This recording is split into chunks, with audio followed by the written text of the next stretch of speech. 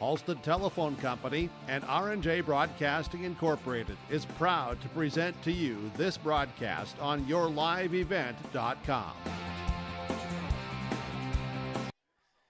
And a pleasant good Friday evening here today from Kindred. This is our pregame show brought to you in part by Farmers Union Insurance, Wasleen Kramer Agency. As a region title hangs in the balance as the fourth-ranked Central Cass Squirrels match up with the second-ranked Kindred Vikings here from Jarlow Field at Sanford Health Sports Complex in Kindred. I'm Chase Miller alongside Brady Siebels on the sideline. He will be our sideline reporter tonight and color commentator, and Max Bernier is on the camera as well. Central Cass enters off a 23-13 defeat of Grand Forks Central. Senior running back Colton Crochet had 3 first-half rushing touchdowns where the Squirrels led throughout the contest. Well, for Kindred, they kept their winning ways with a 47-7 win over the Huskies of Wahpeton last Thursday, where quarterback Gabe Whipple went 15 of 15 for 221 yards passing and a pair of touchdowns for the Vikings. Let's toss it down to Brady Siebels. Brady, anytime you get to this time of the year, I think weather conditions always play a part. What's it like down here in Kindred, where right now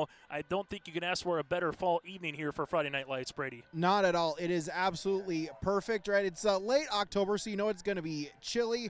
But hey, the sun was out today. There's no field issues. Field is nice. Field is fast. Field is ready to go. And temperature not too bad. It's green grass. Anytime we get this type of year and you just see green and not white on the field, we'll take it in this part of the woods. As we go from there, Brady, you take a look at this matchup. I think there's a couple of ways we can go with kind of your X factor or your plays to watch out for. Kindred, just 2 teams have scored over 7 points against them this season with Devils Lake and Horace.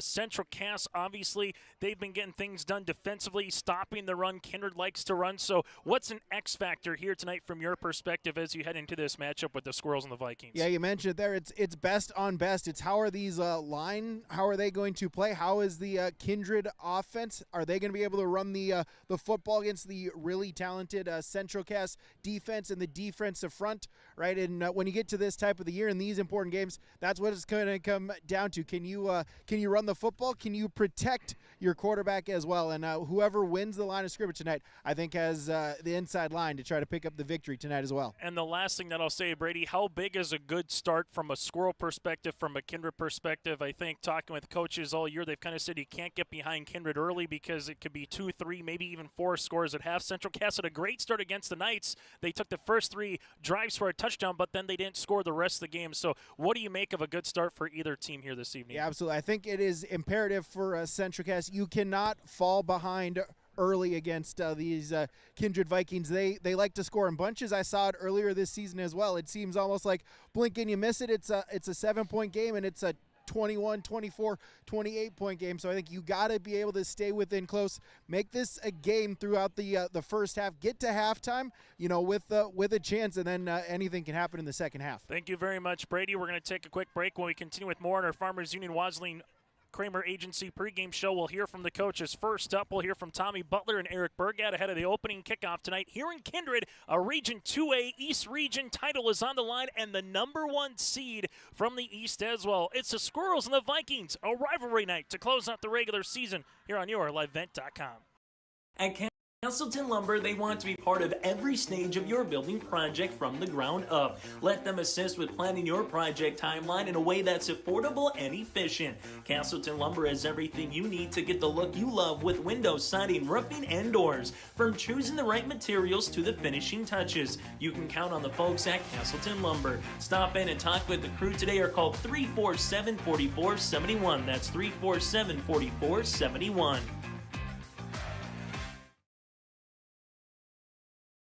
Since its beginning, the Central Cass Booster Club has generated and helped sustain fan interest in the men's and women's athletic programs at Central Cass High School. Through the years, that mission has broadened to also enhance the youth programs throughout the community. For more information, search Central Cass Booster Club on Facebook or email centralcassboosterclub@gmail.com. That's centralcassboosterclub@gmail.com. Go Squirrels! At the Central Cass School District, excellence isn't just a goal, it's our mission by empowering individuals to make a positive impact. Central Cass School District is dedicated to providing students with an innovative curriculum supported by a variety of co-curricular activities from athletics and the arts to leadership and service, aiming to provide excellence between students, staff, family, and community. Central Cass School District, fostering student excellence by inspiring individuals to be their best. Give them the freedom to grow with the peace of mind of security and safety. Let me do my thing. So get ready, get up, get ready, yeah. America's Best Checking for students from Bell Bank makes it easy to let them do their thing. It's what it's all about. Visit www.bell.bank/student-checking to learn more. Or stop into a branch near you to open an account today. Let me do my thing. Bell Bank, member FDIC. Joining us now, the head coach for the Central Cass Squirrels, part of our coaches conversation. That is Tommy Butler here, and what is a de facto regular season region title that is on the line here tonight. Tommy, let's just start there. What does it mean to have the opportunity? Before we had this conversation, you and I mentioned no matter what happens, you're playing next week. That's the nice thing. This isn't a win and you got to get in. But what does it mean to have a chance to play for a region regular season championship, much less against your rival here with both teams coming back up to AA football this season? Yeah, I mean, it's part of the process. It's part of what we had envisioned for the season. Going in, we said, hey, we want to be 12-0, we state champ. Well, we're not 12-0, but this is just part of that climb, trying to get to that state championship game. And playing your rival is I think just the icing on the cake, right? I mean, we haven't won a region title since '93, so obviously we'd love to be the 1 seed. We want that, but like you said, we know that we have another game next week, and for us, it's we're going into this game with an absolute we got nothing to lose. Kindred is 50-2 or something like that the past 5 years or something, just astronomical. Again, Coach Burr, I mean, credit to those guys for doing what they do. They have, two of the highest rated recruits of all time in North Dakota history. Again, there's a reason why they're as good as they are. So we're definitely going into this game. This is a game that we are enjoying the process of getting ready for. And I'm excited to watch our kids compete. And I think they're going to have the mindset of, we're coming out here, we're going to swing our best shot. And we're going to let it fly, baby. We'll see what happens. Yeah, to your point, 54-3 in the last 57 matchups here for the Kindred Vikings on the field against their opposition. Let's talk about a guy who had a couple of big plays against Grand Forks Central, particularly on a fourth down reverse, and he just kind of made the plays when needed. Mason Olson on senior night here. Tommy, I know sometimes it's easy to talk about the Wonderlicks and the Wiersmas and Cruchets because of where they're going off to next year and what they do to the program, but there's other seniors and other guys who get maybe a handful of reps throughout a game and make the most of it. Mason Olson definitely did it on Friday night. What do you hope to carry over for the rest of the season from that guy? Yeah, I mean, Mason's been a stud for us this entire year. He's been a guy that has been a 100% a developmental guy. As a freshman and sophomore, was very much a JV only kind of kid that again, did everything that you asked. Wanted to be around the guys, was always itching to get in, but talent level was not there.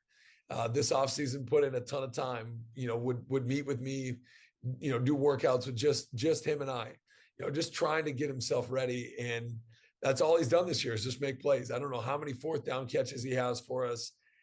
Defensively, he's made plays all season long. And then like I said, on the offensive side of the ball, we get him a handoff. We practiced that all week, and couple times he had fumbled it, but you just know going into the games, like, that guy's a gamer. He's an absolute gamer. One of the best human beings on our team. Somebody that again, really, really, really high character kid, but now has that talent has caught up to that character, and now you're seeing his talent supersede in front of you. And now he's an unbelievable kid, and I love getting the ability to watch him play and watch him succeed the way he has his senior year. As you look at the Kindred Vikings this season here, Tommy, anything different from them from prior years that you've played? You mentioned, obviously, Bako and Starcevic, both a matchup at 6'5", respectively. So I guess my question is this: if you have to do one thing well, what is the one thing that you must do well against Kindred to put this game to the fourth quarter, which they haven't had too many games in the fourth quarter, realistically this season outside that Horace game, in the second game of the year. Yeah, I mean, I think the number one thing always with them, right, is you got to stop their run game, which is, again, very, very hard to do.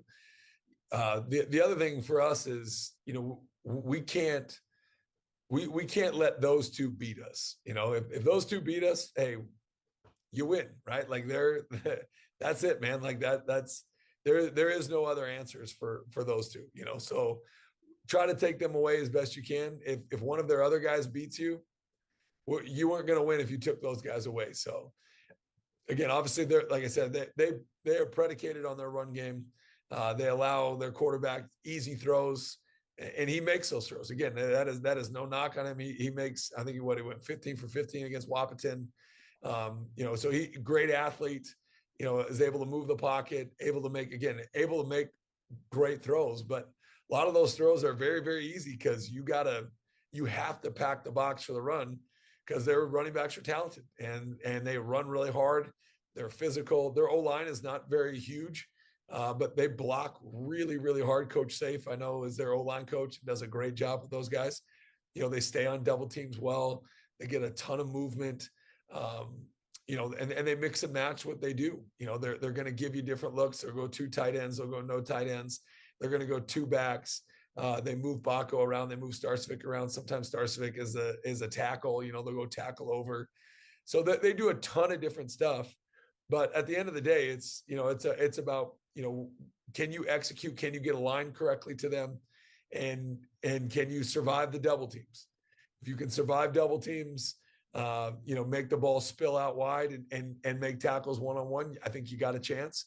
But at the end of the day, I mean, there's a lot of one-on-ones that they thrive on those matchups. And, I think for us, we're going to try to absolutely take those away as best we can. And, again, there's a for sure mindset of going to this game of, so what, that they're going to, I'm sure somebody on their team is going to catch one on top of one of our kids' heads. So what, right? So what that they can dunk? So what that they can, go between the legs, alley-oop, dunk on you? Who cares? It's 2 points. So that's our mindset. We really don't care.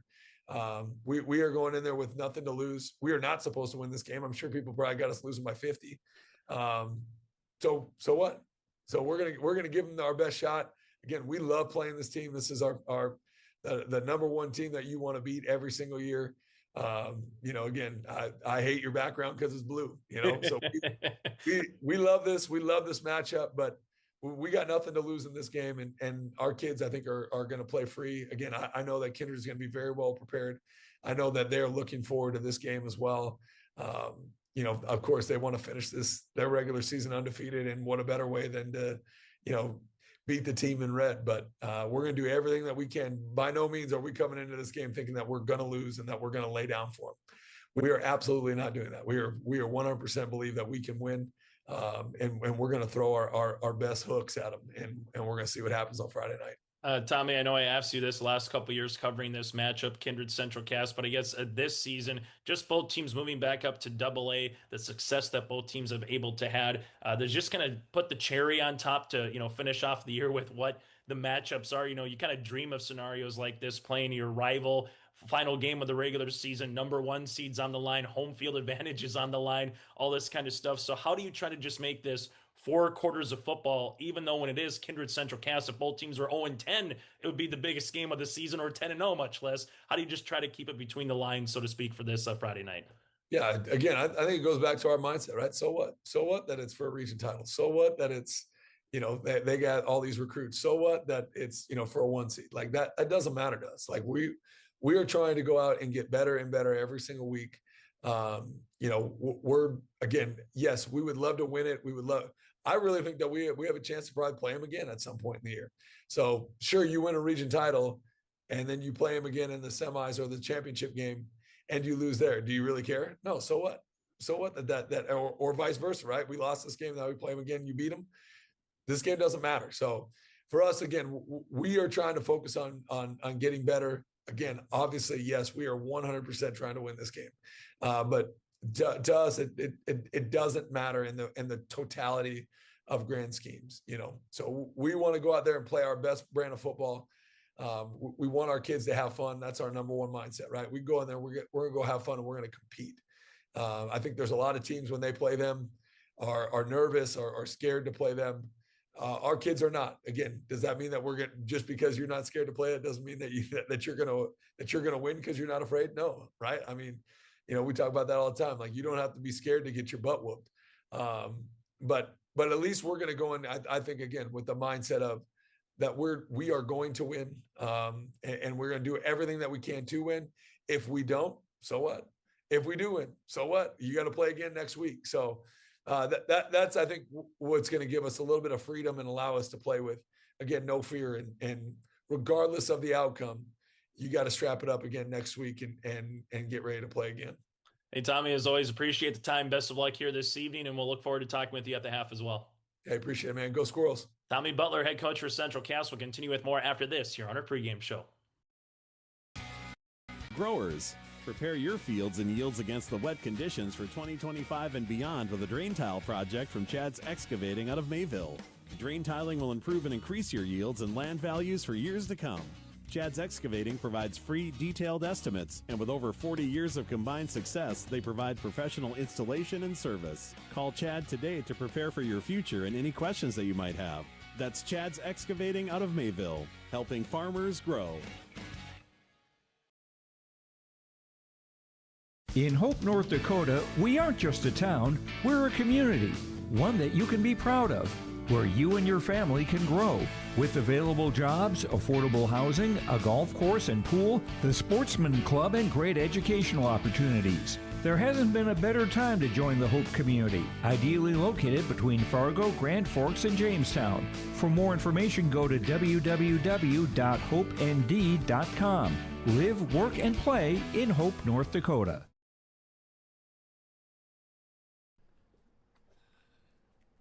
What was that?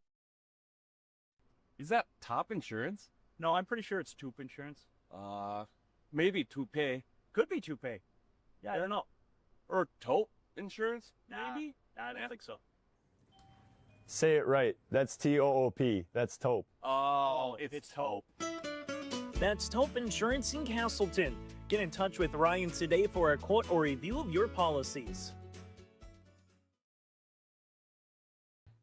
Join us now here from Kindred ahead of the opening kickoff is Eric Bergand, the head coach for the Kindred Vikings, as they welcome in Central Cass in what is the de facto regular season Region 1 championship matchup here. And Eric, let's just start there. Back in AA football here this season, first year for both teams, but from your perspective with Kindred, what does it mean to have a chance to play for a regular season Region 1 title and the number 1 seed in the East as well here tonight? Yeah, it's a huge deal. We want to be in that game and just be in a position to win a region championship. And, it's not a topic we talk about with the group, that, hey, we're going after a region championship this year. We try to take it week by week. But when you do get into that position, you get into that game, I mean, it means a ton. You want that on the banner that you're region champs. And we've had a couple of them here in the last several years. So something we're proud of and something that we look forward to playing in on Friday night. And someone who's had a really nice, productive game on both sides of the ball so far this season, again, is Sawyer Hess. Just what has he made the most of his opportunities? Every year someone gets a chance in different ways here, Eric. But from Sawyer's perspective, how do you think he's made the most of it so far this year on the football field? Sawyer's awesome. He's been such a good teammate. That's probably the number one thing I would say about him is just the type of person he is. He's a true yes sir, no sir, do whatever he can to make the team better. And, as a sophomore, he played a lot of running back, had a lot of touches, then kind of moved him to a wide receiver because we had other kids who could carry the ball, and he kind of fit that mold of a slot receiver, and he was a tremendous blocker. And then, Brock gets hurt, and, we call on him again to play R, and it just speaks to, what he's all about. It's just working hard, knowing that, nothing is just given to you. Everything is earned. He's so good in the weight room and just taking care of his body. So he provides a ton for our team on offense, and on defense, same exact thing. He's a starter at corner this year, played on a rotational basis last year at corner, and he plays at a high level. We certainly trust him. His teammates trust him, and just really happy to see he's having the type of senior season that he is. For this particular game, Eric, just the matchup with Central Cass, I kind of joke with all coaches, right? It could be two teams who are 0-10 or two teams who are 10-0. You're going to get each other's best shot when it comes to Central Cass and Kindred. Just what does this game particularly, this particular rivalry, just mean to you on the Kindred Vikings side? It means a lot. You put a lot into this game, and not just this week, but it feels like you put a lot of thought and just effort into this game over the course of a year. It never really leaves your mind. It comes up throughout the winter when you're working with your coaching staff, going to clinics, that kind of stuff. You're always kind of talking about that other team, and you always want to beat that other team. So it's hard to lose this one, because just the amount of work that you put into it. So the kids understand that, we understand that as coaches, and we're going to try to take it snap by snap, and we'll see what the scoreboard says at the end. But super excited for this one. When you look at this year's version for Central Cass, is there stuff you can take from prior matchups in previous years, or are they pretty similar here? Eric, what's kind of changed from a Coach Butler point of view this season in 2025 from your estimation?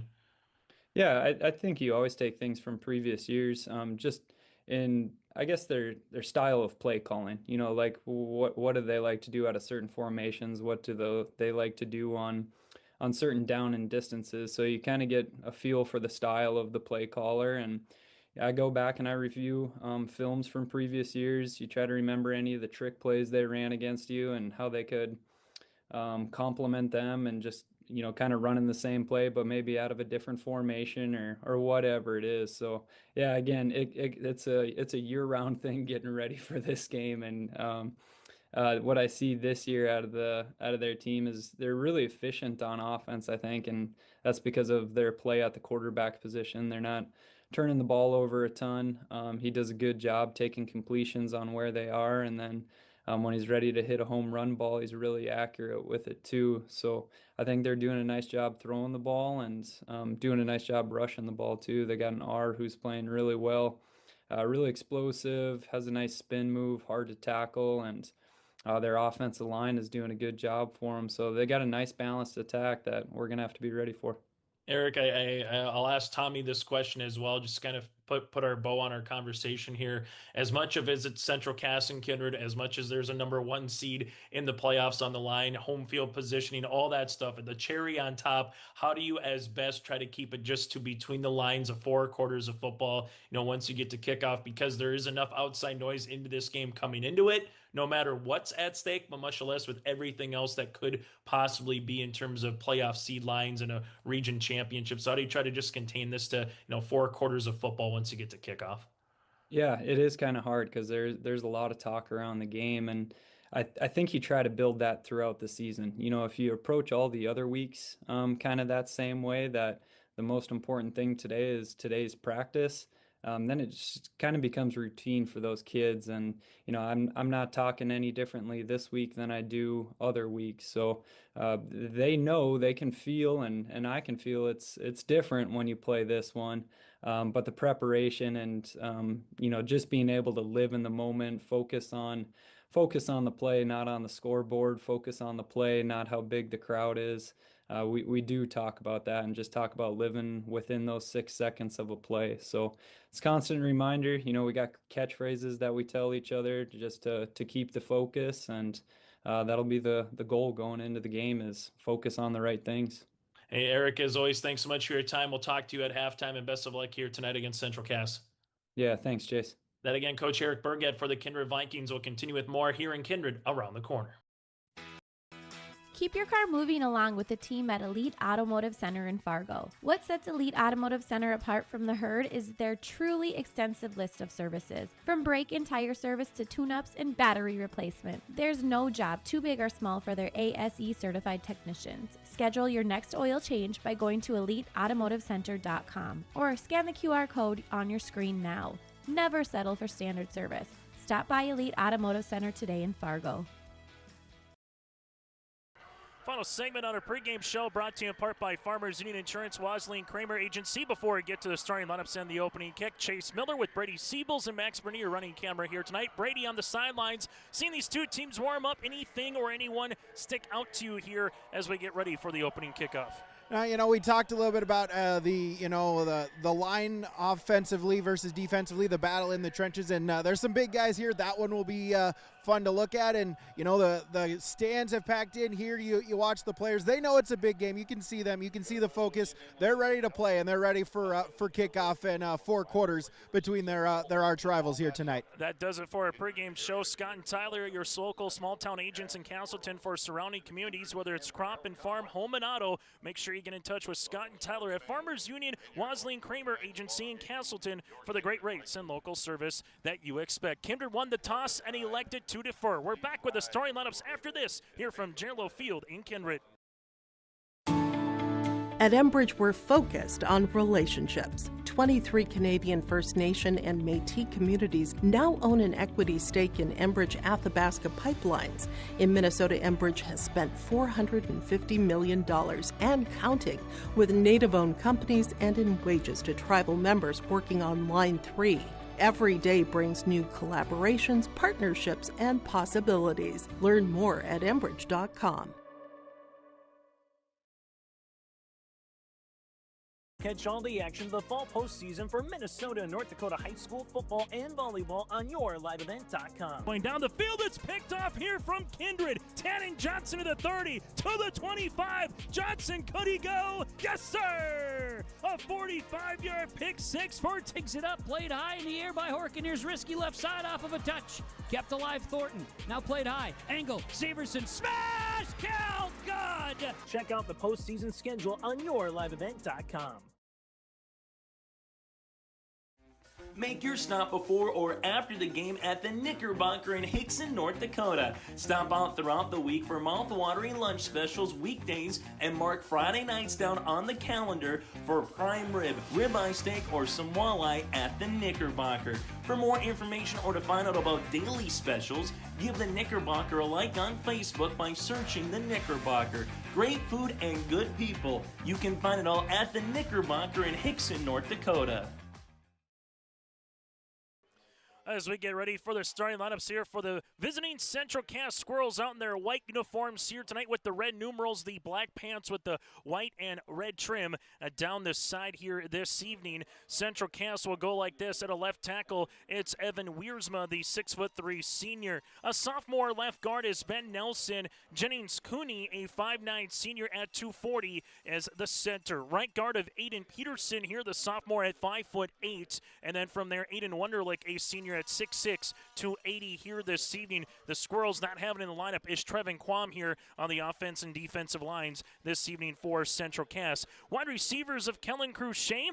You also have Easton Holland, Mason Olin, who had the big reversal on a 4th down and 4 against the Grand Forks Central Knights and got it to the goal line for the senior on senior night last week. Blaze Cotton, a sophomore wide receiver with Colton Cruchet and Brody Cagley. Colton Cruchet with 3 rushing touchdowns against the Knights, and Brody Cagley went 18 of 21 for 105 yards against Grand Forks Central last week as well. The Squirrels head coach in his 7th season at the helm is Tommy Butler with 49 wins and 22 losses under his tenure. Central Cass 6-2 on the season, 3-1 in the East region.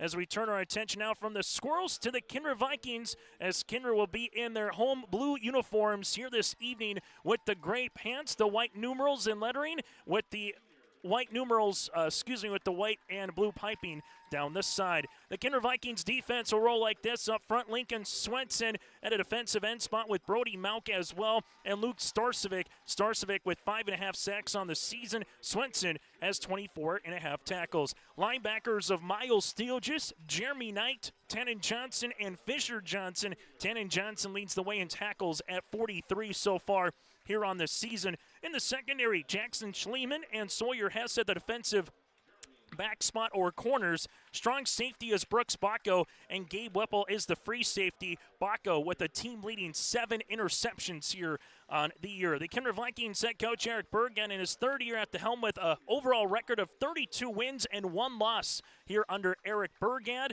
And the Kindred Vikings at 8-0 on the season, 4-0 in East Region play. Winner of this game is the 1 seed from the East and hosts a postseason game next week as well. The loser of this game, Kindred, can finish no worse than 2 and a home playoff game next Friday, while Central Cass can finish anywhere 1, 2, or 3, barring the outcome of this game and also the Cushman Classic. Winner the 1, Central Cass with the loss can still be the 2, but they need Central to beat Red River. If Red River beats Central and Central Cass loses tonight, the Squirrels then would end up as the 3 seed, and Red River, via their head-to-head win earlier this season in Castleton, would be the 2. I'm Chase Miller. He's Brady Siebels on the sideline. Max Bernier running the camera. It's our 3-man weave on a Friday night. Last thing, Brady on the sideline. What are you feeling down there in terms of a pretty much a standing room only crowd here this evening in Kindred? Yeah, fans have turned out here. They're ready. They're excited. You got Kindred with the, the 2 main one. They're packed in. You got Central Cass squeezed into the 1 section. There's plenty of red and black there. There's plenty of blue and black on the other side. Everyone's ready to go. This one should hopefully be a classic here tonight from Kindred. You go into this matchup, 3-game winning streak for Kindred over Central Cass. The last Central Cass win was on this very field in the Class B playoffs back on October the 28th of 2022. Kindred 8-3 in the last 11 meetings against Central Cass.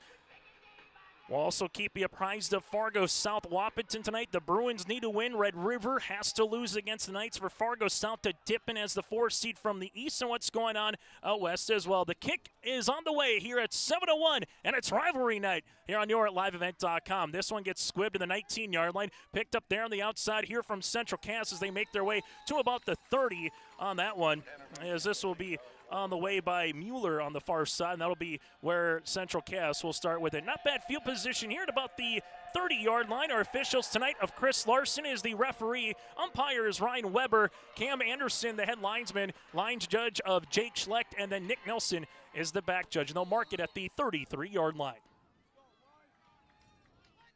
Central Cass against Grand Forks Central. First 3 drives all ended in 6.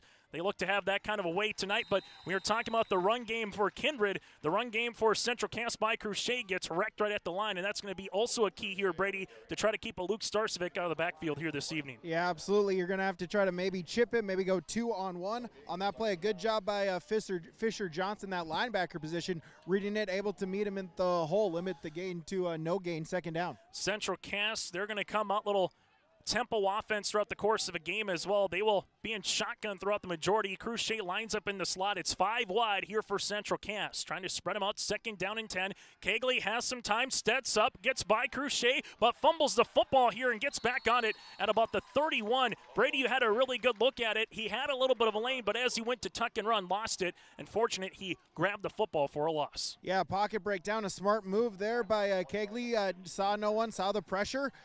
Decided to scramble, did have a little bit of room, just unfortunately, like you mentioned, as he was trying to tuck it in, just lost the handle of it, and then it's a loss of 2 and a big early play here, 3rd down and long. A note to go back later if they go 5 wide, if you spy the quarterback or not, because Kegley did have a real estate in front of him, but instead it's 3rd down and long, 3rd and 12 for Central Cass with Crochet in the backfield.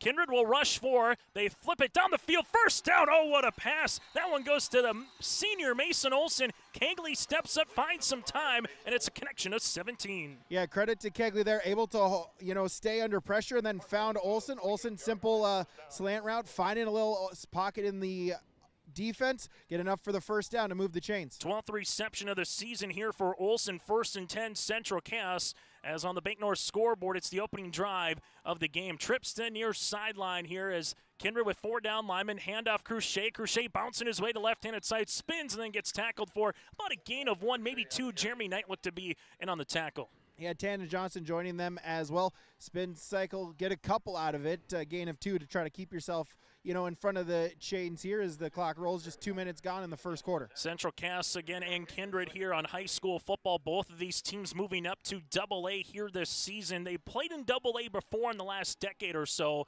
but with these 2 teams here this season vying for a region regular season title. Trips again, handoff, making his way to the right-handed side as this goes to about the 45-yard line on the play here. That'll be Zane Blix. Blix with a gain of 5 and brings up 3rd and manageable. Yeah, good job. Able to plant his foot in the ground, made a cut, lowered the head down and able to get positive yardage, set up third down and manageable for the Squirrels. Central Cass open up the drive at their own 33-yard line at the 12-minute mark. They hit the first down to Olsen, and all of a sudden 3 minutes have came off the clock here as they're looking to get their second first down of the drive. And for Coach Tommy Butler, this is a situation where you're close to 4-down territory throughout the course of this game with how he went for it against Grand Forks Central last week in Castleton. Handoff. That'll go left-handed side. Blix looking to make his way. Dives going to depend on the spot. He needs the 42, and it looks like they'll give him the first for a gain of 3. Jeremy Knight there on the tackle for Kindred, but a good job knowing what you need to do, find where it is.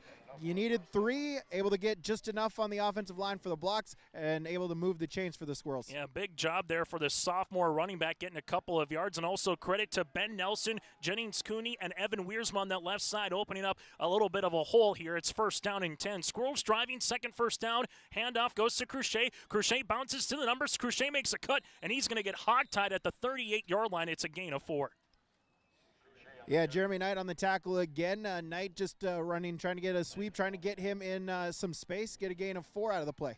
Yeah, I see Sawyer Hess as well on the far side kind of weaving their way. But so far, Brady, the offensive line for Central Cass opening up a little bit of real estate. Not big plays, but enough to get north and south. Absolutely, and that's what you want if you're Central Cass. Try to get as long of a drive as you can. Keep the Kindred offense off the field. As they're looking for a double move down the field, and the double move was nowhere as Fisher Johnson comes up for the outside for a sack, and that'll be a loss of 8 yards on the play. Fisher Johnson coming in with a head of steam. Kegley tried to pump fake, see if he could get him to bite on it, trying to make the step. Not fooled at all was Fisher Johnson. He just kept on coming. Gets the big sack to set up third down and long. And you got to give credit when you're looking for that pump move. The safeties in the corners not biting on it, trying to go to the outside, and all of a sudden, boom, just like that. One mistake on the offensive side of the football where Fisher Johnson came in unevaded. It's third and long here for Central Cass. Play clock making its way to 5 seconds, down to 3 as Kegley in the pistol.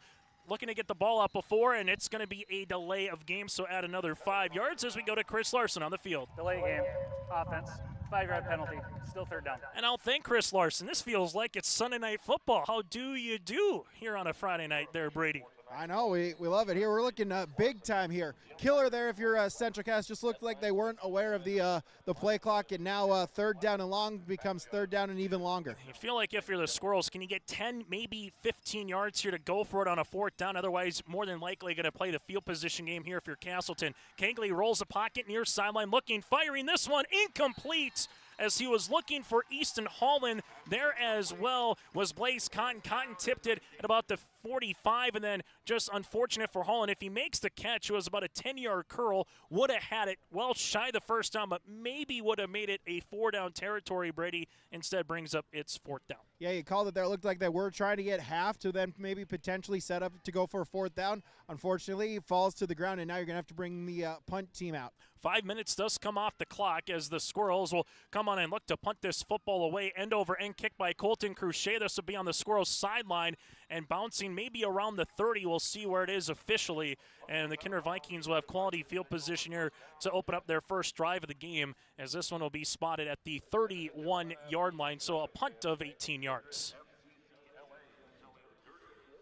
Brady, what was the one takeaway, either offensively or defensively there in the opening drive from your point of view? You mentioned it. I think for Central Cass, their offensive line able to hold up there. They were getting some positive yardage. Just came down to, one missed assignment, letting a free rusher go. The sack, which put them behind the chains and forced them to punt. The Kindred Vikings offense with Tannen Johnson at left tackle, Erdman playing for Stroh at left guard, Mauk at center, Swenson at right guard, and Kozowski at right tackle. We'll get to the rest of the starters here throughout this drive. 1st and 10 for Kindred. The first time we've seen their offense tonight. Whipple play action, rolling to near sideline. Squirrels chasing. Whipple trying to get to the boundary, and the numbers does the 35 and a little hot step to the 40, and a late hit for 15 yards.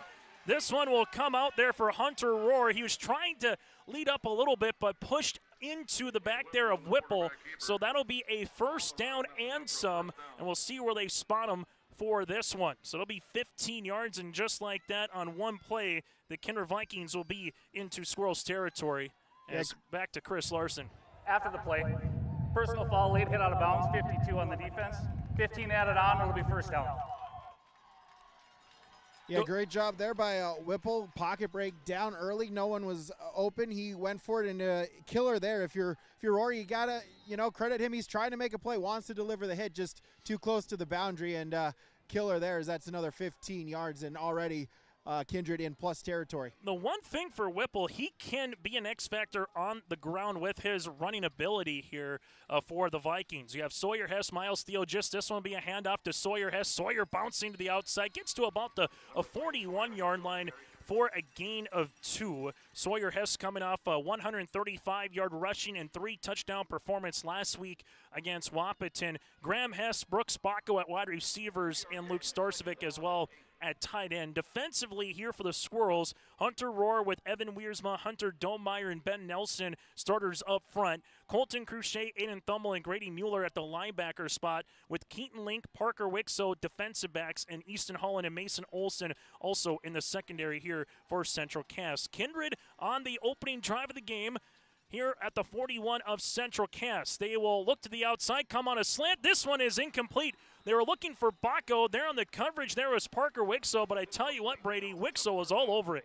Yeah, absolutely. Great coverage there by Wixo. No really room for Bacco there. It's a great job of coverage. And now, hey, if you're Central Cass, maybe a penalty, not how you wanted the drive to start, but you made a play on defense, got an incomplete, and now it's 3rd down and 8. See if you can get off the field, give the ball back to your offense, who is starting to hum a little bit. The Kindred Vikings averaging 38 points per game, giving up 10, while for Central Cass averaging 28 points per contest, defensively giving up 15. Shotgun trips the right-handed side, goes Starcevic. They will flip it to the outside. Sawyer Hess. Sawyer Hess makes a man miss, makes another miss. Look at the juke by Hess, and oh, what a play by Sawyer.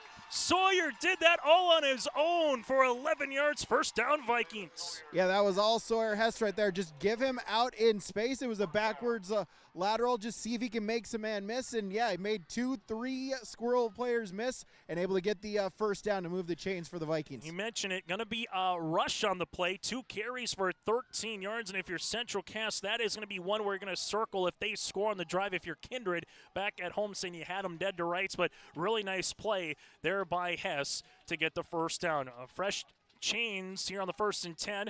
Motion, they will keep it to the near side as this one making its way to about the 20. Little wildcat play here for Kindred as you see Miles Steele, just a 5'11 junior, bouncing to the left-handed side behind Tannen Johnson and Erdman, and he is able to get 9 yards on the rush. Yeah, good rush on 1st down there. Normally we talk about Tommy Butler and his, trick plays and opening up the creative and the out of a hat, but it's Kindred going the first somewhat trick play, going with the wildcat. Works well. It gets 9 yards on 1st down. The Kindred Vikings looking for their 5th straight region title here tonight, while for Central Cass looking for their 1st since 1993 if they can end up victorious. Whipple in the shotgun, got a running back to either side, gives it to Hess, and Hess is going to get met, but enough for the 1st down. Good tackle on the play coming up from the outside, but not before it's enough for a 1st as the tackle is made by Blaze Scott. Yeah, Cotton able to read it from his linebacker position, does get that tackle, but with it only being 2nd down and 1, Hess, good job of falling forward,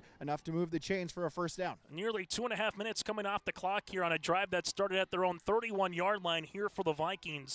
Able to see this now. This will be the 6th play of the drive. Big play was the about 12-yard rush for Whipple, then the 15 yards on the late hit to really get this Viking offense in high gear. 1st down and 10 in the red zone here. Bacco, the motion man. This one will be on a sweep to the outside. Bacco looking to get to the boundary, makes a man miss, and Bacco carrying Squirrels with him to the 15. That'll be a completion of 3 yards, and all things considered, Brady, Central Cass was able to defend that one pretty well. Yeah, absolutely. And they're going to try to get Bacco into space.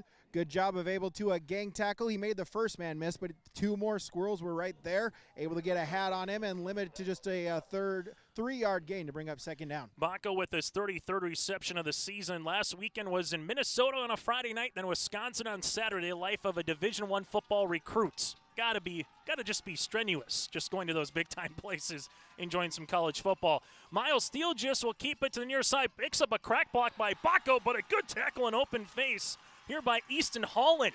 It's a gain of 0, and it's a 3rd and 7. Yeah, Kindred going back with that Wildcat. You saw them. They got 9 yards out of it the first time. This time, Holland, though, able to read it, get a great open field tackle to limit it to no gain, and third down for the Vikings. Brady, you were also at the Gopher game a week ago tonight against Nebraska. How was Roll the Boat Sky Yumako Gophers territory? Hey, now we're talking, Patty Mahomes light. Could not see anything. The Nebraska offensive line, pretty similar to the Vikings offensive line of last night. As you see it, 3rd down and 7. Viking fans, too early if you're wearing purple. 3rd down and 7. Handoff. That goes Hess. Hess gets too close to the sticks. He got upended at the 8. It looks to be enough from our perspective for a 1st and goal. Yeah, great job by the offensive line. They were able to get a hole. 3rd down and 8. You think it's passing territory, but Kindred, they know the offensive line, they know what they can run behind, and able to get a 1st down to set up 1st and goal. Well, and as well, you got Luke Starcevic at a tight end spot, but if he lines up on the left or right side, he's in essentially another tackle, if you will, at particular times, as he will kind of be that offset fullback here this time. 1st and goal for the Vikings, looking to pick up the first score of the game, as we'll see now for Gabe Whipple, the senior quarterback. Handoff, Hess, jukes, Hess to the 3, to the 2, and he gets taken down there. So it's a good gain on the play as that goes from the 8 to the 2. It's a gain of 6 and brings up 2nd and goal. Wixo at the bottom of the pile there for Central Cass, but a great run, able to chip away at it. 2 yards to try to get on the board first. Quickly into the backfield. They will motion here to the Wildcat with Theelgis. They also have Whipple as well to his left. Trying to get the hard count, and did they jump? If they did, it's an extra 3 feet. Chris Larson? Offsides, 52 defense. Thank you. And that will be the 3rd penalty of the game here for the Squirrels. Yeah, Kindred went on to seeing if they could get a free yard. They do so. Credit to the Kindred Vikings, those in the line. They're able to hold their water. They didn't jump, forcing a Squirrel to jump, and now have the ball at the 1. Interesting as well. You can have a 6'5 Baco, a 6'5 Starcevic. You can play 500 in these situations if you want the fade route. If you feel like your offensive line can get the job done, try to run it right down Main Street here as they go back to that Wildcat here with Theelgis. This will be under center, and it's a QB keeper eventually for the Kindred Vikings. Central Cass trying to see if they can muscle their way out of there defensively, unable to do so. Touchdown, Kindred. Yeah, Vikings looking like the Eagles here, just a version of the tush push. Get your big guy under center, get the yard you need, and get onto the scoreboard first. And that big guy is Luke Starcevic with the rushing touchdown with 1:16 left to play here in the quarter. So you just kind of have that Wildcat, but then coming underneath it is Starcevic. That's not the tush push, but you'll still take it regardless. Going right behind Mauk, Erdman, and Swenson here. PAT on the way for Graham Hess, who's 32 of 39 from the PAT. Clean snap, clean hold, the right-footed kick, a line drive is up, and it's good. New score on the Bank North scoreboard. It's Kindred 7, Central Cass scoreless here late in the 1st. Buying a new home, but worried about the interest rate and terms from your bank? At First Class Mortgage, we'll find a mortgage that fits your needs. Shopping national banks and other lenders for the lowest rate and most affordable terms. Saving you time and money. So all you need to worry about is enjoying your new home. First Class Mortgage. Our expertise, your peace of mind. Put an expert to work for you. Call today. Here on YourLiveEvent.com, taking a look at that last particular drive. 8 runs, 2 passes, a 10-play drive on the way that goes 69 yards down the field and nearly takes 5 minutes off the clock here for the Kindred Vikings. Chase Miller with Brady Siebels on the sideline. I'd like to thank Max Bernier for helping us out run camera as well as we're broadcasting today from the Cass County Mutual broadcast booth. Cass County Mutual provides insurance products to all of southeastern North Dakota. Visit CassCountyMutual.com to find an agent near you. Here's a kick that's going to go end over end and off the hands. You have the Squirrels in blitz, but that one will go into the back of the end zone and be a touchback, and Central Cass will have their second drive of the game. Brady, what impressed you most, I guess, from Kindred's first offensive drive here of the game? Like you mentioned there, just the balance, able to get multiple runners, able to have them get positive yardage, and like you mentioned, able to get some time off the clock. We mentioned that for the Squirrels, maybe try to lengthen it. Same thing if you are Kindred. You know, the Squirrels, they like to go fast. See if you can maybe try to slow the game down. If you're Kindred, limit the offensive possessions of the Squirrels. Able to do so on the first drive for Kindred. Central Castle's moving the ball down the field, but that big sack by Johnson really upended it here for Central Cass as they come a little bit on the left-handed side, moving a man in Peterson from right to left. Cruchet following him. Gets about 2, and it brings up 2nd and 8. Yeah, Cruchet lowering the shoulder as Tannen Johnson, one of them, in on the tackle, able to get a couple yards out of it, but a great job. Hats to the ball for Kindred. 2-3 Vikings there in on the tackle for Kindred. And the nice thing is, no matter the result, both coaches talked to earlier in the pregame saying, you know what, no matter the result, you know you're playing next week. It's just a matter of where and who you're playing, and a region title is up for grabs here tonight. Kegley in that pistol, 2nd down and 8. Looking down the field, now we'll improvise, left-handed side, fires, throws, caught, and that's complete. Able to make a nice play there by Kegley, not forcing the issue there, finds Holland for the first down. Yeah, great job by Kegley, and then Holland as well just found a little soft spot in the zone, saw where the first down was, sat right there waiting for his quarterback to get him. Eventually Kegley goes through the reads, finds him, pitch and catch for a first down. This could potentially be the final play of the quarter here. Trips to the near sideline, back in that pistol formation again is Kegley. Kindred. This one will be a handoff to left-handed side. Looks to be Cruchet. It is. He muscles his way for about 1, but so far the linebackers of Kindred are flying. Yeah, that was Johnson as well as 20. Fisher Johnson, Tannen and Fisher coming in on the tackle, limited to a gain of 1. As we head to the second quarter on the Bank North scoreboard, Central Cass will have it 2nd down and 9 when we return here on your liveevent.com. Buying, selling, or leasing commercial real estate or farmland in the Fargo-Moorhead and surrounding area? From office to retail, industrial to multifamily, commercial land to farmland. As the #1 commercial sales and leasing brokerage in the FM region, Goldmark Commercial has the experience and skills to handle all of your commercial real estate and farmland needs with the highest levels of customer service and marketing around. Trust the experts at Goldmark Commercial Real Estate to lead your team to success. Green Earth Landscaping offers a full range of services, including commercial and residential landscape design and installation, maintenance and sprinkler services. From outdoor kitchens to patios, retaining walls, lighting, fine grade, sod and hydroseed, and anything in between, Green Earth Landscaping has you covered, servicing the Fargo-Moorhead area and beyond. For more information, go online to greenearthnd.com. That's greenearthnd.com. High school football here today on yourliveevent.com as we take a look at some other games going on across the region. The Wahpeton Huskies knocking at the door right now. They're currently trailing it by 1 against Fargo South, 7-6, with 7:25 left to play in that first half. Down in Wahpeton, starting a little bit earlier tonight. That game is large depending on what Red River and Grand Forks Central does. We'll get to that score in a moment. 2nd down and 8. Twins both left and right. Little screen to the outside. That'll be caught on the way by Blaze Cotton. Cotton picks up a block, and he makes his way for a gain of 11 yards. Yeah, it said there, Mason Olson on the block there. Great job, able to get the man, get a little bit extra space for Cotton. He does the rest, gets a first down to move the chains for the Squirrels. First down and 10 indeed here for Central Cass.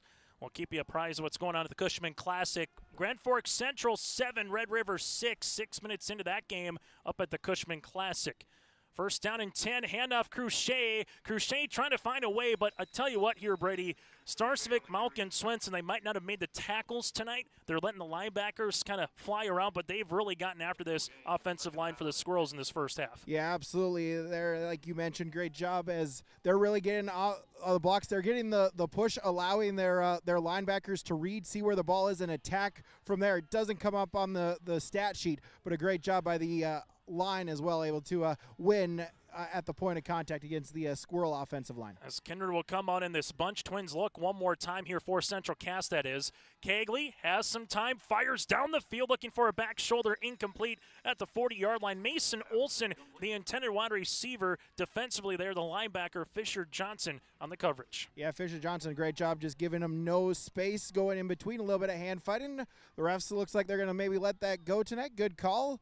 keep the flag in the pocket, get an incomplete, and now 3rd down and long for the Squirrels. Second drive of the game here for Central Cass, 3rd and 10. The Squirrels so far this season, 6 wins and 2 losses, averaging 360 yards of offense, 226 through the air, and 134 on the ground here for Central Cass.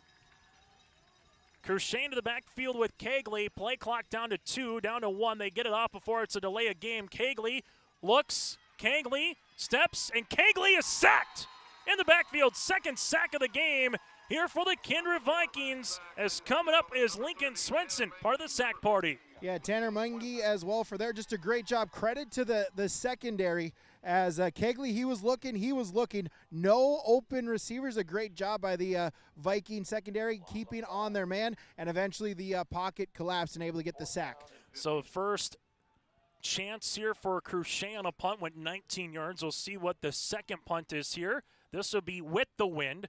An end-over-end kick that'll go to Baco at the 32-yard line. Baco at the 40. Baco makes a man miss. It's about a gain of 10 on the return, and Kindred will have good starting field position for their second drive of the game.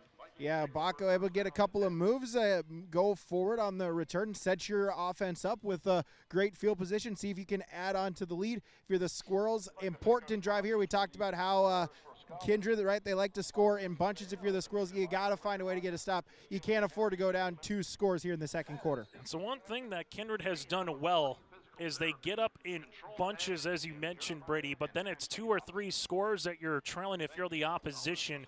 Obviously, with Kindred also getting the ball in the second half, as also another factor. But right now, 1st down and 10. As Central Cass will look to get off the field without any points. Vikings looking to separate a little bit early here in quarter number 2. Starsvik, motion man, play action, Whipple quickly here to Theelgis. Theelgis with a catch, and Theelgis bumbling his way for a gain of 11 yards. He nearly got out of the hand tackle of Mason Olson, as Olson right now is on the field. We'll take a quick timeout here in Kindred. It's a gain of 11, 1st down and 10 here for the Vikings when we return. Homegrown local radio is now worldwide with 24-hour streaming. Download the RJ Radio app to hear local voices from local radio with KRJB, KRJM, and KKCQ. 24 hours a day from anywhere. You can listen to your favorite programs like the RJ Family Morning Show, local news, farm markets, music, high school sports, church services, more from anywhere. KRJB, KRJM, and 96.7 KKCQ is streaming on the RJ Radio app. Download it to your device and take us with you wherever you go. Timeout on the play brought to you in part by Kindred State Bank and Insurance Agency. From banking to insurance, let them handle your requests. For more information, go online to kindredstatebank.com. Good news, Mason Olson able to come up under his own power and jog off to the sidelines. Just maybe got a little inadvertently kicked the midsection or possibly towards the helmet. Regardless, he'll come out for the play, and it looks like we'll see him back. But 1st down and 10 here for the Kindred Vikings, a team that averages 388 yards of offense, 225 yards on the ground per contest. Theelgis motion man here as you have Hess in the backfield. They will hand this one off to Sawyer. Sawyer makes a cut at the 45 to about the 43-yard line. It's a gain of 3 on the play. Yeah, Crochet, one of them at the bottom of the pile in on the tackle. Hess, though, just putting the lowering the head, lowering the shoulder, get a couple yards, bring up 2nd down and 7. One thing for both of these clubs, you got the postseason next week. A reminder with both of them going from single A to double A. The quarterfinals will be on Friday. A little bit different from single A to 9-man, which will be on Saturday. And we'll have that opening round for you for a handful of games tomorrow on yourliveevent.com. 2nd down upcoming and 7. Play clock gets to 6. They hand the ball off to Sawyer. Sawyer bouncing his way past the 40. Able to go right behind Brody Malk and Erdman here to open up a lane. It's a gain of 3. Yeah, good couple of linemen to go behind, able to get skinny, found a little bit of a hole, able to get a positive yardage and set up a 3rd down and manageable for Kindred. And this is those situations, too, if you're Coach Eric Bergad, what is a 4th and go for it situation as an example? If you get a yard or two here, you're kind of getting into no man's land. The Vikings going into the wind on a little bit of a breezy night here, the latter part of October. McCoy Ferguson checking in as a defensive lineman here for the Squirrels, going 4 down. 2 wide receivers, right, one to the left-handed side. That's Graham Hess in the motion, not to the slot. Whipple rolls the pocket, right-handed side, looking down the field, finds Baco. Baco with the catch of the 30, makes a man miss to the 25-yard line. They ran one underneath. They ran Baco to the second, and then another to the third layer. It's a gain of 14. Yeah, give Whipple options there. Which one does he want to go to? Found Baco, able to curl behind, find the soft spot in the defense, find an opening, pitch and catch, get a first down for the Vikings. As the Kindred Vikings, this drive started at their own 42-yard line. So far, 4 minutes off the clock here for Kindred. And not big chunk plays, Brady, but 4, 5, 6 yards it seems like here for Kindred. Yeah, just almost death by 1,000 paper cuts. Staying in front of the chains, getting positive yardage here and moving the chains for the Vikings on this drive. Vikings with Baco motion, man. Whipple looking, firing out to the out pattern. That one's going to be caught by Graham Hess. And look at Hess with a little jitterbug move. And then outside was Keaton Link right at the sticks. It looks to be about a gain of 10 yards. Yeah, just an out route there. CentraCast playing a little bit soft. Find your man in Graham Hess. But Link able to get the open field tackle, limited before the sticks to make it second down and short. Second and inches on the way for Graham. That'll be his third catch of the season. Well, for Whipple, he came in with 14 touchdowns to 2 interceptions and also over 1,200 yards through the air here for the Kindred Vikings. AA football regular season East Region title up for grabs here tonight in Kindred. Under 7 minutes to play in the opening half. Whipple looking, finding. This one will be underneath to Sawyer Hess. Hess to the 15. Hess gets to the 10. Hess picks up a block to the 5. And Hess gets to the half-yard line. It's a gain of 15. Credit to Hess there, just a little bit of a jitterbug once again, just giving him out in space, see if he can make a move. He made a couple moves, breaking a couple tackles, almost gets it in, but sets up first down and goal for the Vikings. Tell you what, the Kindred Vikings are one of those teams as well. If you miss a tackle, they will make you pay, and we've seen that throughout the course of their run here from what was single A and also double A football. As we saw Starcevic go under center for the QB keeper in this last set, he goes back under center this time as well. Hard count, Starcevic, the 6'5", frame at 265 into the end zone for the second time tonight. And Starcevic gets another QB keeper for a house call. Yeah, it worked once. Why not do it again? You mentioned the size here. Offensive line gets enough of a push, and he's able to find it, make one little sidestep, fall forward into the end zone, and it's 13-0 Kindred. 2 carries for 2 yards and 2 touchdowns. Not a bad average if you're getting 6. As we see the point after attempts upcoming here for the Vikings. 6:17 remaining in quarter number 2. Kindred up 13-love here on the Central Cast Squirrels as Graham Hess will come on for the point after attempt. Miles Steele just the holder, and Luke Starcevic is the snapper. Clean snap, right-footed kick is up, and that one is good. Vikings 14, Central Cast scoreless when we return.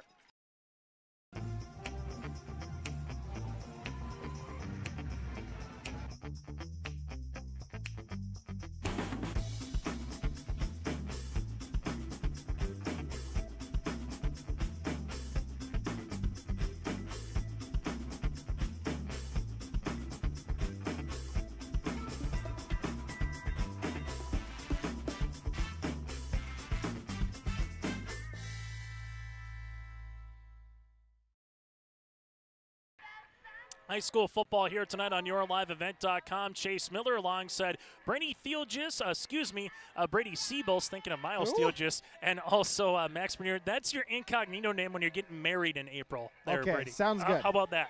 Sure. As the Kindred Vikings were able to make their way down the field on that last possession, start adding them up 2-4, and alongside 8 passes and 4 runs, 8 plays.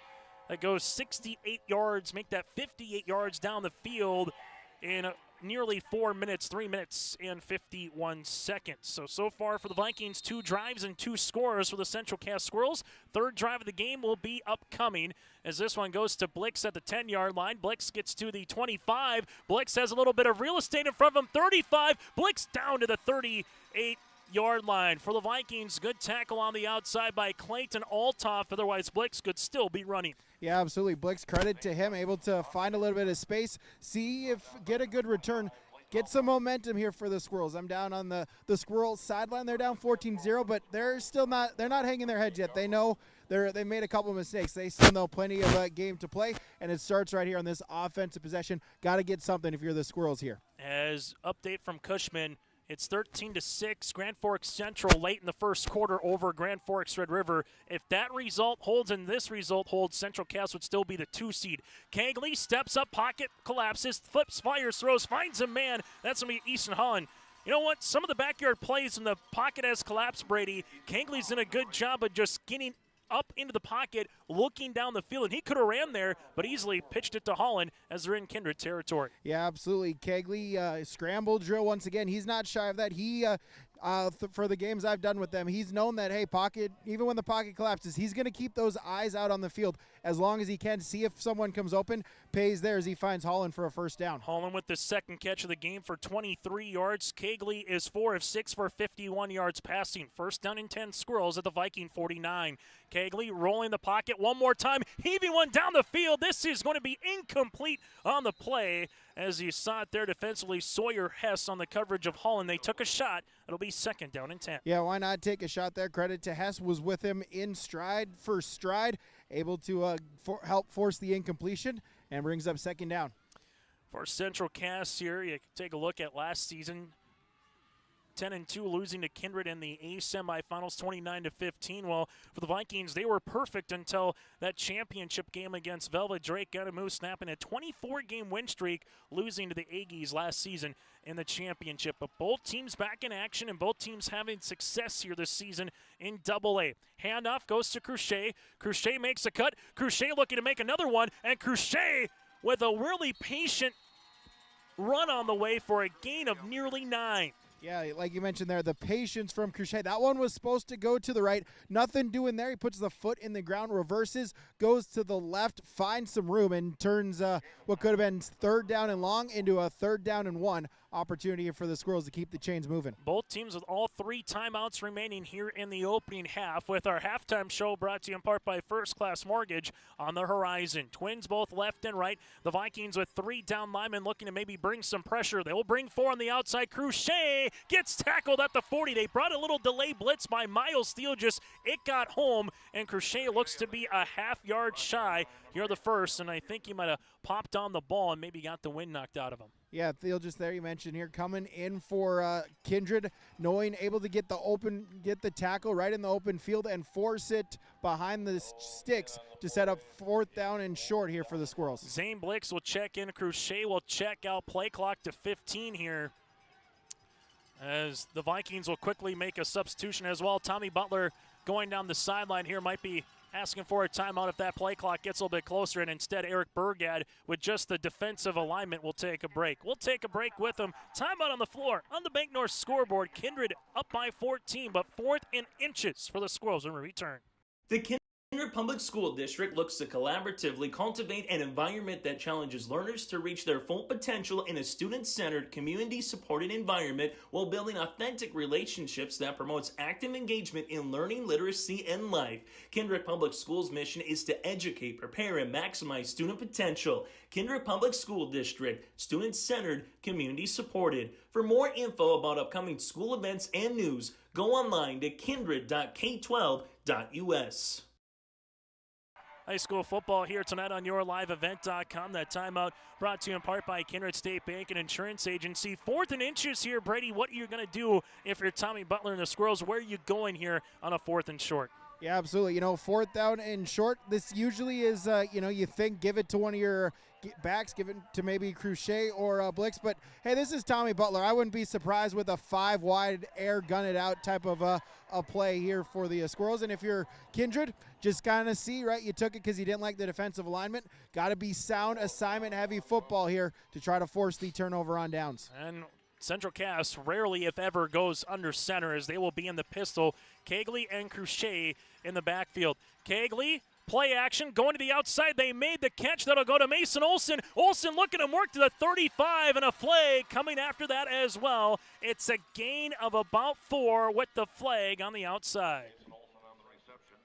Talk about the skill of Kindred with the breaking tackles. Credit there on that play. Olson able to break the tackle that he needed to get ahead of the sticks and a first down pending the flag. Let's go back down to Chris Larson here to mark it off, and this looks to be on Kindred, which could be a face mask. Play. Personal foul, face mask on the defense, 15 onto the end of the run, First down. So essentially a 19-yard differential, first penalty of the game for Kindred, and just like that, Brady, the Squirrels knocking on the door. Yeah, well, almost in the red zone here if you're Central Cast. This is the drive you needed, falling down 14 points. Need to get a good drive, need to get points to finish it off. Yeah, trying to get back within one possession here, nearing the 4-minute mark. Kegley looking to maybe go one-on-one with Holland in the end zone, back shoulder catch, and there's a flag coming out again. Defensively was Jackson Schliemann on the coverage. Might be holding or pass interference, we'll see, but regardless, it's against Kindred one more time. Yeah, taking a shot, see if you can get your man one-on-one. Pays off in a penalty flag as a... Number 7 on the defense. It's going to be half the distance to the goal. Still first down. Yeah, able to get the pass interference and now setting it up 1st down and 10 for Central Cast, trying to get on the scoreboard here with 4 minutes to go in the half. 2 penalties that have amassed 25 yards if you're Kindred against you, and if you're the Squirrels, you got to take full advantage of it right now. That was a fun matchup as well to see with Easton Holland at 6'4", going up against the 5'10" Schliemann. Schliemann was trying to muscle him up as best as he possibly could. As we'll see it now, 1st down and 10 in the shotgun formation is Kegley. Crochet to the left, play action, firing, throwing for Holland one more time. Oh, what a play! Kegley to Holland on a Friday night, and the Squirrels are on the board. Run it again, see if you can get it up with your receiver. A great job by Holland finding it in midair, adjusting the body, back shoulder catch, and the Squirrels are on the scoreboard. That's a tough one. I don't know if you could do anything else as that one again. Brody Kegley went to Easton Holland for the touchdown, and I don't know how much you could have done if you're Schliemann on that one. As coming on for the PAT will be Filady here, the senior for Central Cast. The holder is Blaze Cotton. This to make it a 7-point game. It's a line drive kick, and that'll be no good. So PAT is no good, but with 4:06 left to play, Central Cast is on the board, down by 8.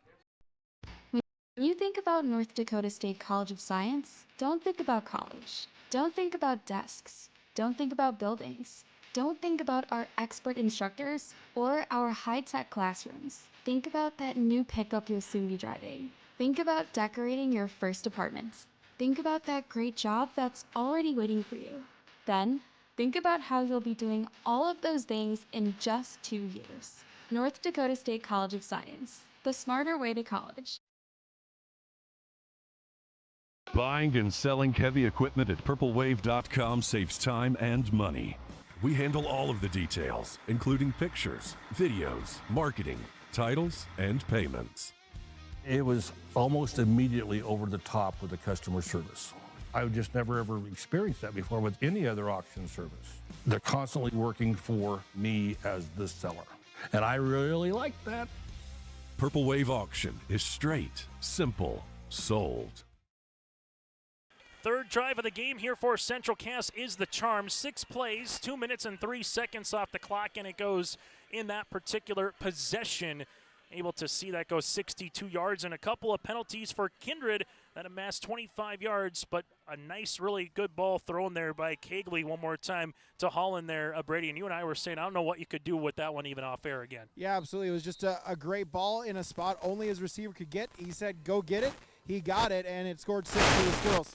A little feedback on the way as Filady will put this one in the air. The Vikings looking for a reversal. They'll see that to Sawyer Hess. Hess makes a man miss, gets the 40. Special teams play. Sawyer, can he go? Oh, how do you do? Sawyer Hess takes it the distance on a little reversal. That goes 75 yards for a house call, and the Vikings answer with the special teams.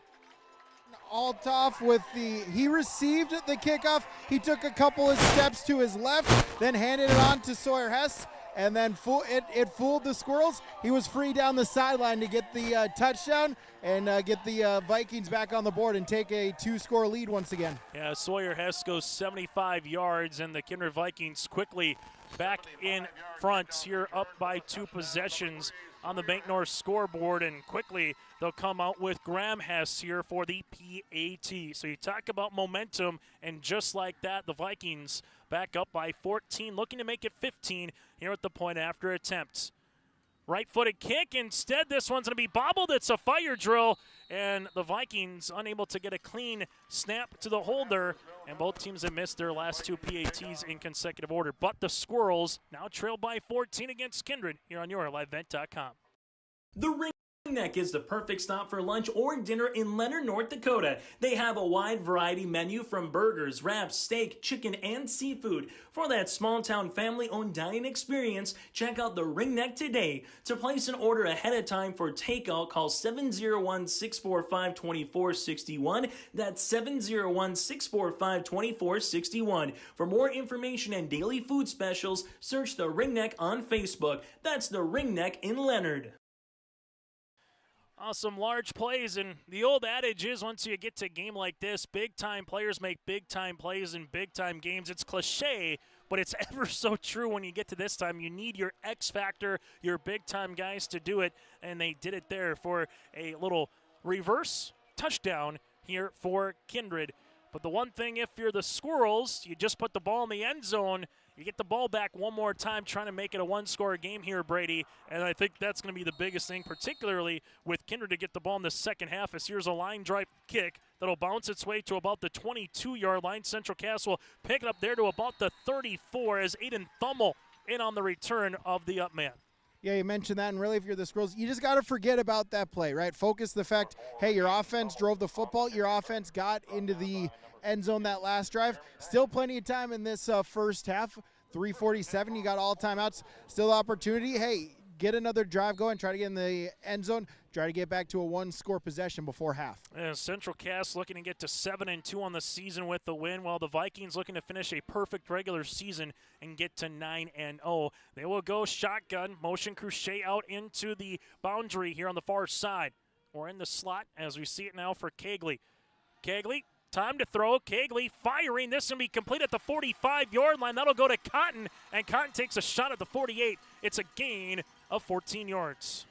Yeah, good job there as Kegley went through his reads, find his receiver, found Cotton coming in on the crossing the field, pitch and catch, able to get the first down, try to keep this offensive momentum and this offense humming if you're the Squirrels. We'll see if they go back to that 5-out look. They had time. They had 3 rushers for Kindred to 5 offensive linemen here for Central Cass. Gave Kegley time to throw. Kegley looking time to throw one more time. Will hit the check down man. That'll go to Crochet. Crochet getting pushed down on the boundary, and this tackle will be by Miles Steele just right back at the line. Yeah, you mentioned there, check down, see if you can get Crochet. Good job by Thielges, able to force him out towards the boundary, limited to a minimal gain in second down. Second down and 10, so let's say you got right back to the line, and that's about it here on YourLiveEvent.com. Kegley so far been efficient, though, 8 of 11 for 80 yards and a touchdown here through the air. Second down and 10, also going out of bounds and stopping the clock, which is large. Kindred with 2 timeouts remaining. Central Cass has 3. Shotgun. Kegley looking. Kegley gonna look to tuck and run. Now Kegley throws to Crochet right at the sticks. He was right at the line. That'll be Crochet to about the 38. And I tell you what, Kegley living dangerously, but he gets a gain of 14. Yeah, we mentioned it. Kegley always kept the eyes up open on the field right until he got to that line of scrimmage. Saw an open receiver, pitched it out there, able to get a first down for the Squirrels. There's times where you just think he's going to tuck and run, but all of a sudden at the last minute just knows where he is, and really good spatial recognition there by Kegley. First down and 10 on the way here for the Squirrels. They will go trips to near sideline, handoff to Crochet. Crochet trying to go through the interior of that defense as the Vikings are having none of it here for Kindred. Yeah, Tanner Mangy there, first one on the hit for the tackle, no gain, second down and 10. So far, Crochet 9 carries for 19 yards, Blix 2 carries for 8 yards, and then Kegley's got a loss of 2 on 1 rush, but he's been sacked twice as well for a loss of 13 yards total via the sack. Second and 10 here for Central Cass at the Kindred about 38-yard line. Motion man goes Cotton left to right. Kegley steps up, fires. This will be completed to the 30. That'll go to Holland at the 28-yard line, right at the sticks. They move Cotton to the right. They Cole to the left, and it's a gain of 10. Yeah, simple curl route there. Off defense for Kindred, playing a little bit soft. Holland able to find the open spot, pitch and catch, able to get the first down for the Squirrels under 2 minutes. First down and 10 for Central Cass to the 28-yard line. Playbook at your disposal again with 3 timeouts. One wide receiver near sideline is Wick, so twins to the right-handed side. Crochet in the backfield here with Kegley. Kegley moving the pocket, right wing. Kegley looking at the 35, steps up, fires. That will be complete right at the sticks. About a gain of 8. Baco able to throw out, looks like Holland, and it is 8 yards to number 8 on the play. Yeah, long curl route there near the sideline. Credit there, Kegley rolling out to his right, able to buy enough time for the break. When Holland got the break, ball was right on the money for a 8-yard gain, brings up 2nd down and short. If you're Central Cass, you roll out Kegley, you give him that run pass option, and he's made the right play more times than not tonight. We'll see how that is just in the second half. If you're Kindred, they go right down the main street here on a quick pass that goes back to Holland. He's had the hot hand. That's a gain of 9. 1st and 10, Central Cass. Yeah, Brooks Bracco there on the tackle. And if you're the Squirrels, you got 90 seconds, 91 seconds.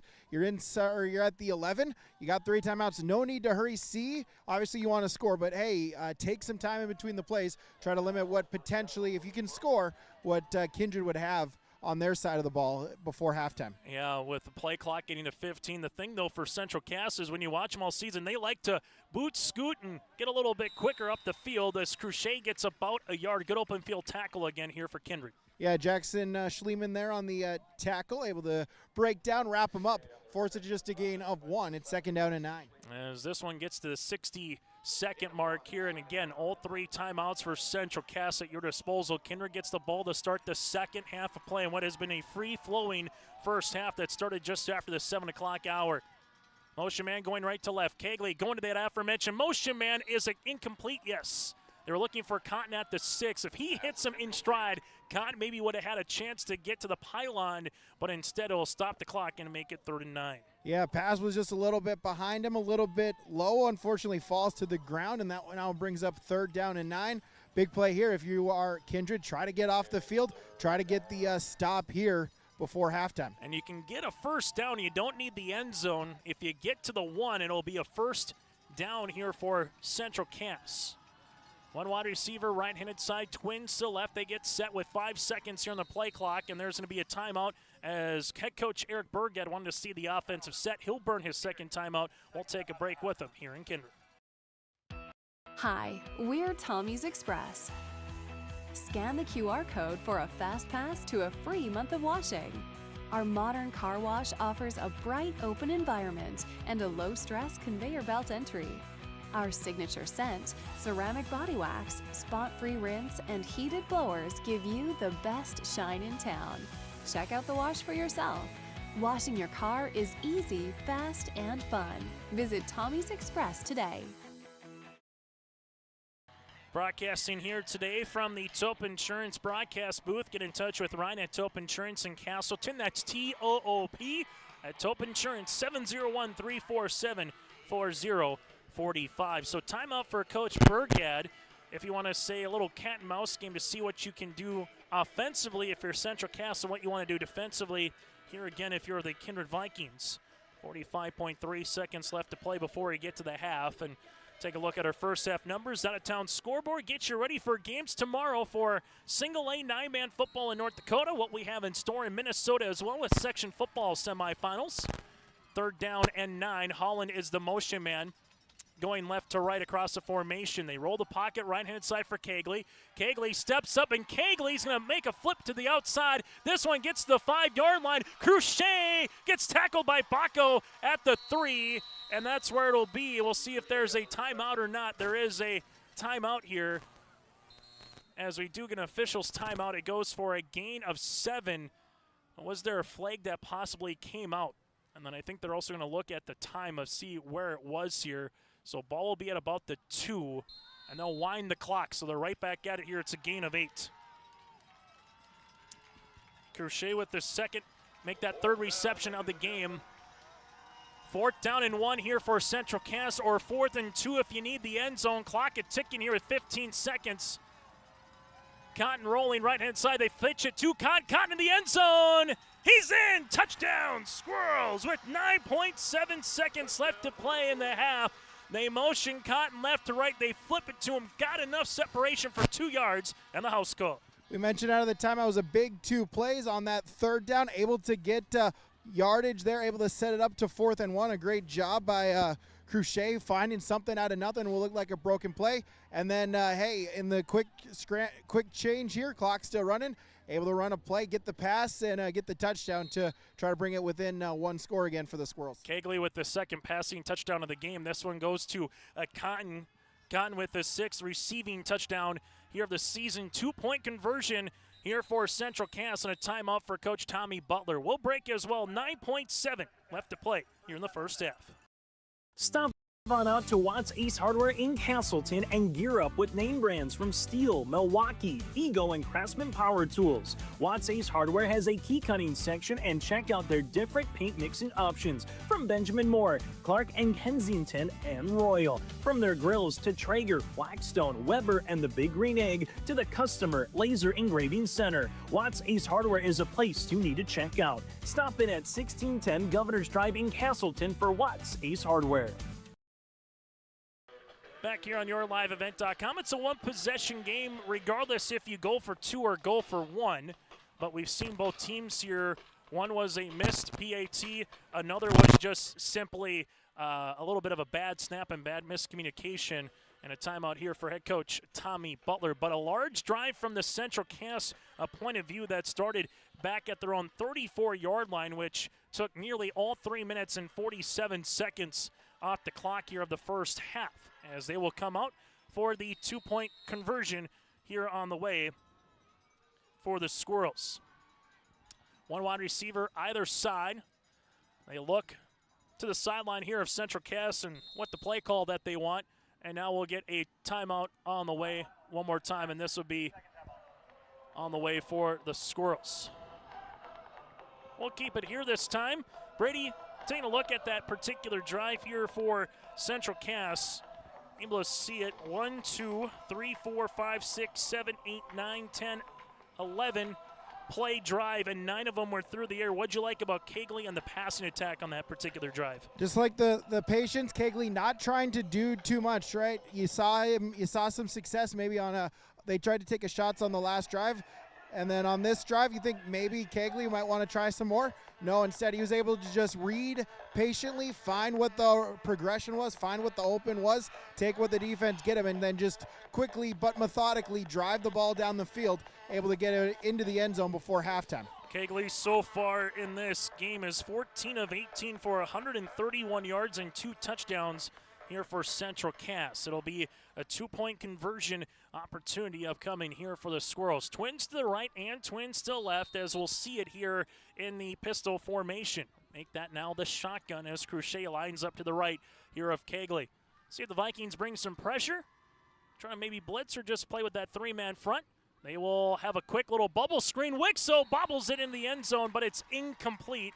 As they tried that little bubble on the way there. Brady, if he makes the catch, it was right in front of you, a chance for the 2 points, but instead it's an incompletion. Yeah, they ran the bubble screen. They had it blocked correctly. If Wicks was able to get that pass on, it's probably 2 points. Just off of his hands, falls to the turf. A killer there is the 2-point conversion, no good. And it stays an 8-point game here before halftime. We'll keep it here on YourLiveEvent.com. Make sure you thank all of our sponsors, including our sponsor with the scoreboard. That is Bank North. Been kept busy tonight so far, 32 points combined in the opening half. Bank North been a trusted financial partner for generations, helping customers and communities build, grow, and prosper. See what values-based banking can do for you as we enter the holiday season. Visit banknorth.bank. That's banknorth.bank, member FDIC. Equal housing lender. Brady, what is your costume again? We mentioned it earlier today in the press box. What are you going for a week from today? Well, hopefully no one at my daycare is watching because I'm kind of surprising, but I am an inflatable unicorn. Where did you get that idea from? So my fiance, her niece had her birthday party earlier this summer. She loves unicorns. They thought, wouldn't it be funny if someone would dress as a unicorn? And I was like, obviously I'll do that. And, well, we bought the costume, we bought the inflatable, so may as well get more use out of it. Why not? I will have a little also volleyball on Friday night down in Foreman for the second day of the District 1 volleyball tournament as well. I'm going as a broadcaster, pun intended. Here's an end-over-end kick. This one will roll its way to the 18-yard line. What will Altoff do this time? He will keep it. Altoff gets the 31, no flags on the play with 5.4 seconds, maybe 1 or 2 at max here, unless there's a defensive penalty for Kindred. Yeah, we'll see what the plan call is here with 5.4. You just take a knee, take the lead into halftime, or maybe try to get aggressive if you're the Vikings. If you can, looks like the knee, and they will be up by a possession going into our halftime show with First Class Mortgage as they will go under center. Here is the knee, and that'll do it for our opening half.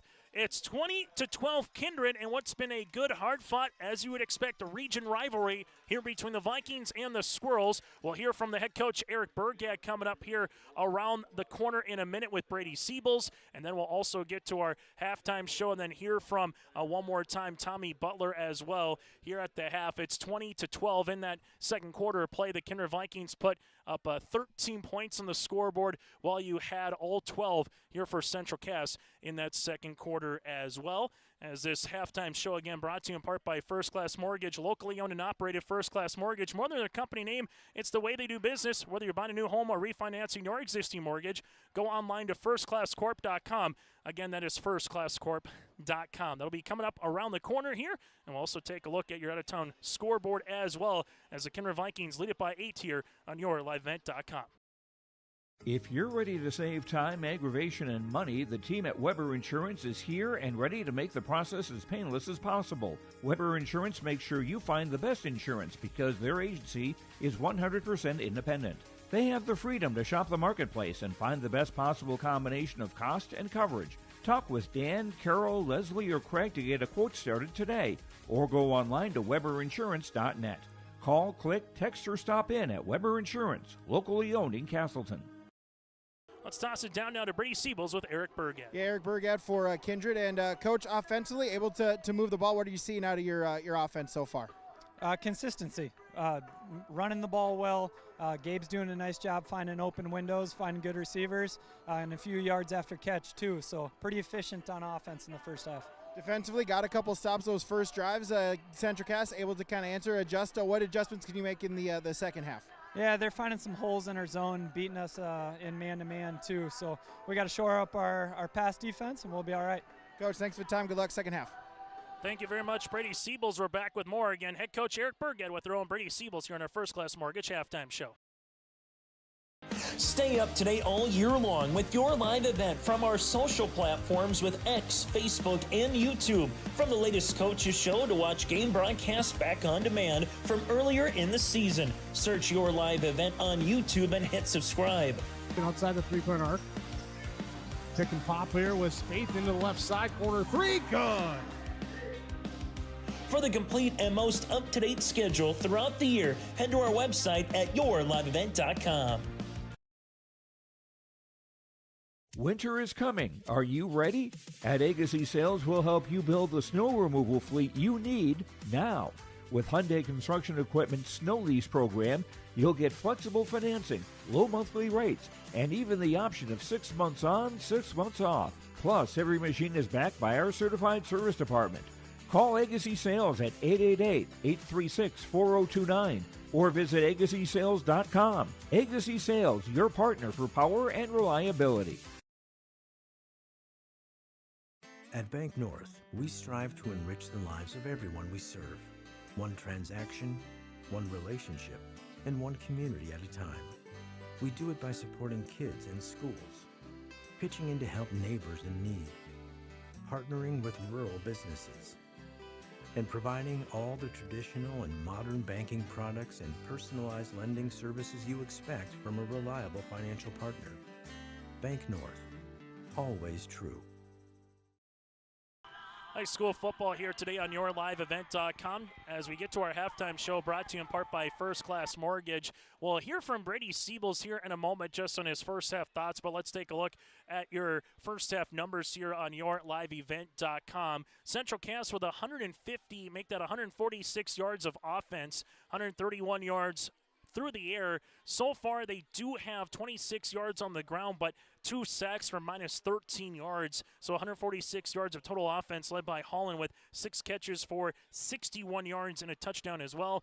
Kangley, 14 of 18 for 131 yards and 2 touchdowns. Cruchet on the ground, 10 carries for 20 yards. There were 3 penalties for 21 yards on the Squirrels, all in the first drive defensively. No turnovers for Central Cass. Well, for the Kindred Vikings here, 112 yards of total offense. A reminder, that third touchdown was on a kickoff return by Sawyer Hess, so it takes one less drive offensively to get some numbers on the board. They are led by Sawyer Hess with 7 carries for 36 yards on the ground. A pair of Starcevic QB keepers for 2 yards and 2 touchdowns. Whipple, efficient through the air, 5 of 6 for 53 yards. Yabako, 2 catches for 17 yards. 2 penalties for 25 yards. Also, all defensively here tonight for Kindred, and there's 0 turnovers. Brady, what are your just thoughts on the opening 24 minutes where it kind of felt like a must-need-it drive when Central Cass was down 14-love? They got it, Kegley to Holland. Then you come right back with that kickoff return for a touchdown, and bang,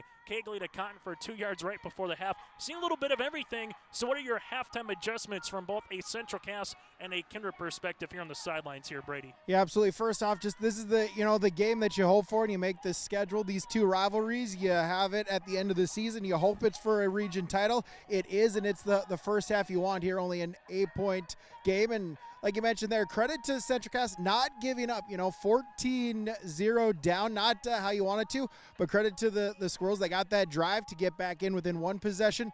Then the trick play. Again, Central Cass just keep those heads up.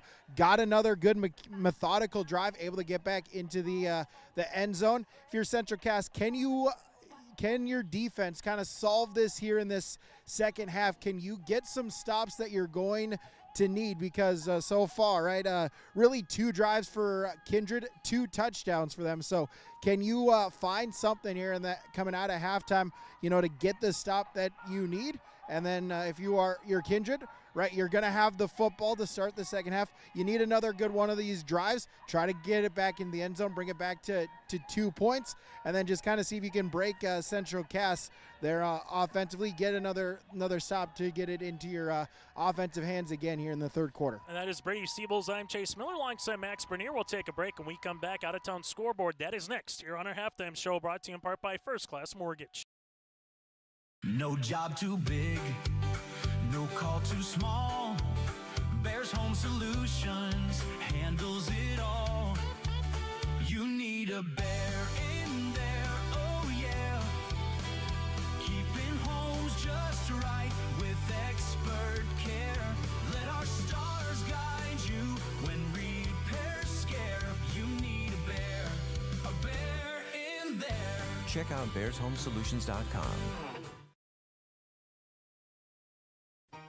For trusted news, weather, and sports from your community, look to R&J Broadcasting Incorporated, KRJB, KRJM, and KKCQ Radio, and rjbroadcasting.com. Hear local voices from local radio with news and information from the area. Your information stations, KRJB, KRJM, and KKCQ Radio, and rjbroadcasting.com. Local voices from local radio.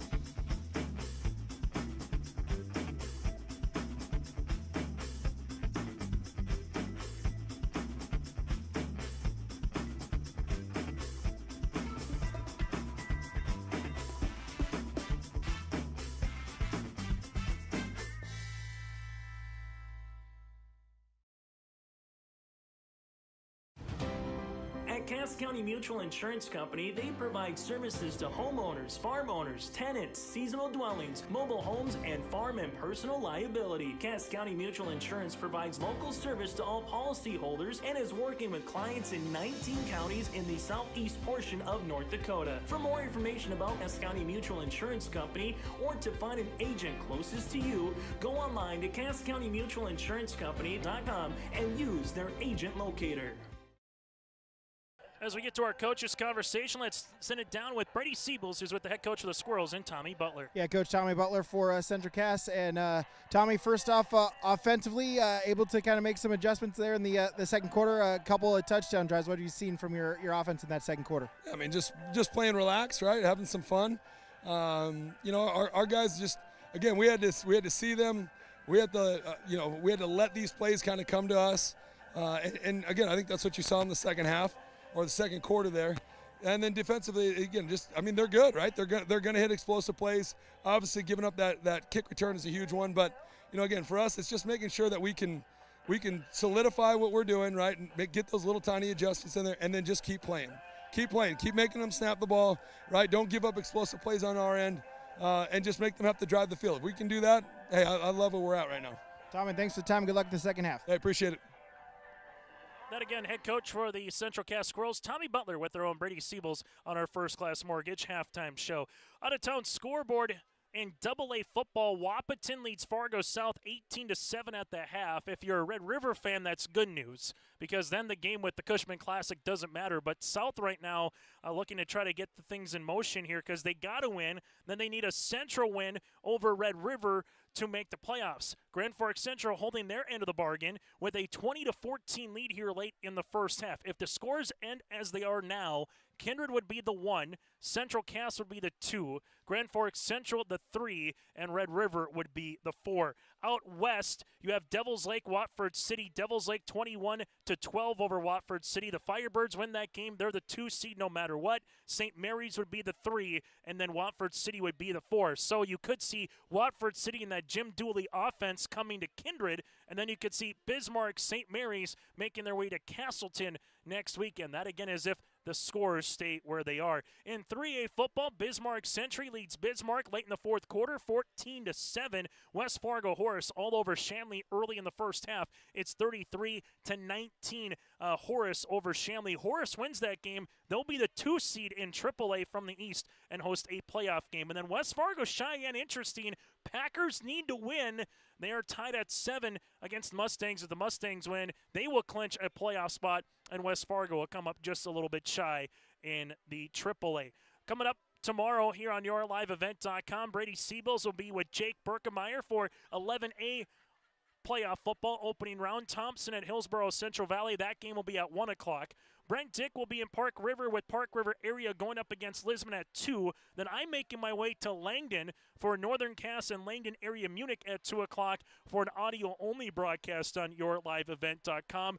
Again, go to our website for more games coming up tomorrow for the Single A playoffs in North Dakota. Then Section 8A semifinals, good old rivalry. Ada Borup West at Mahnomen-Waubun. Well, our very own Sean will be on the call for you at that one. That'll be at 2 o'clock, and also you can listen to it on KRJM 101.5 FM as well. That does it for our First Class Mortgage halftime show. Locally owned and operated. First Class Mortgage, more than the company name, it's the way they do business. They provide first-class service and looking to help you out with your existing mortgage. Their dedicated team takes time to understand your financial situation. For more, go online to firstclasscorp.com. That again is firstclasscorp.com. Locally owned and operated in Fargo. Back with the second half next here in Kindred.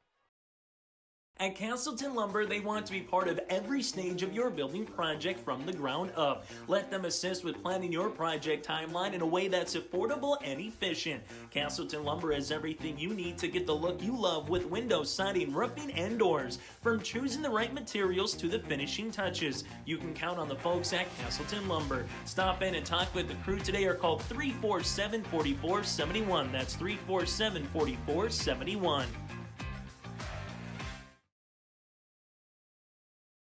Since its beginning, the Central Cass Booster Club has generated and helped sustain fan interest in the men's and women's athletic programs at Central Cass High School. Through the years, that mission has broadened to also enhance the youth programs throughout the community. For more information, search Central Cass Booster Club on Facebook or email centralcassboosterclub@gmail.com. That's centralcassboosterclub@gmail.com. Go Squirrels! At the Central Cass School District, excellence isn't just a goal, it's our mission by empowering individuals to make a positive impact. Central Cass School District is dedicated to providing students with an innovative curriculum supported by a variety of co-curricular activities from athletics and the arts to leadership and service, aiming to provide excellence between students, staff, family, and community. Central Cass School District, fostering student excellence by inspiring individuals to be their best. Give them the freedom to grow with the peace of mind of security and safety. Let me do my thing. So get ready, get up, get ready, yeah. America's Best Checking for students from Bell Bank makes it easy to let them do their thing. It's what it's all about. Visit www.bell.bank/student checking to learn more. Or stop into a branch near you to open an account today. Let me do my thing. Bell Bank, member FDIC.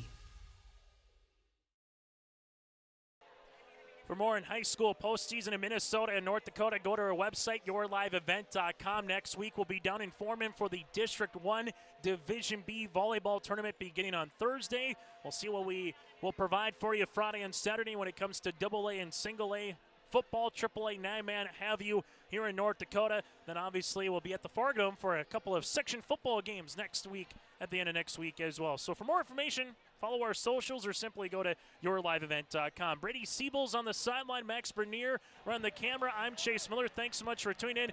Brady, what's the weather conditions down there? Wind still howling a little bit or coming a little closer to an ease here as we get to the second half? Yeah, the wind is calmed down pretty good. Really not much of a breeze there. Should not affect either team passing, kicking-wise. And, hey, we're ready to go. 24 minutes gone, 24 minutes remaining here in this EDC, in this East Region Championship game.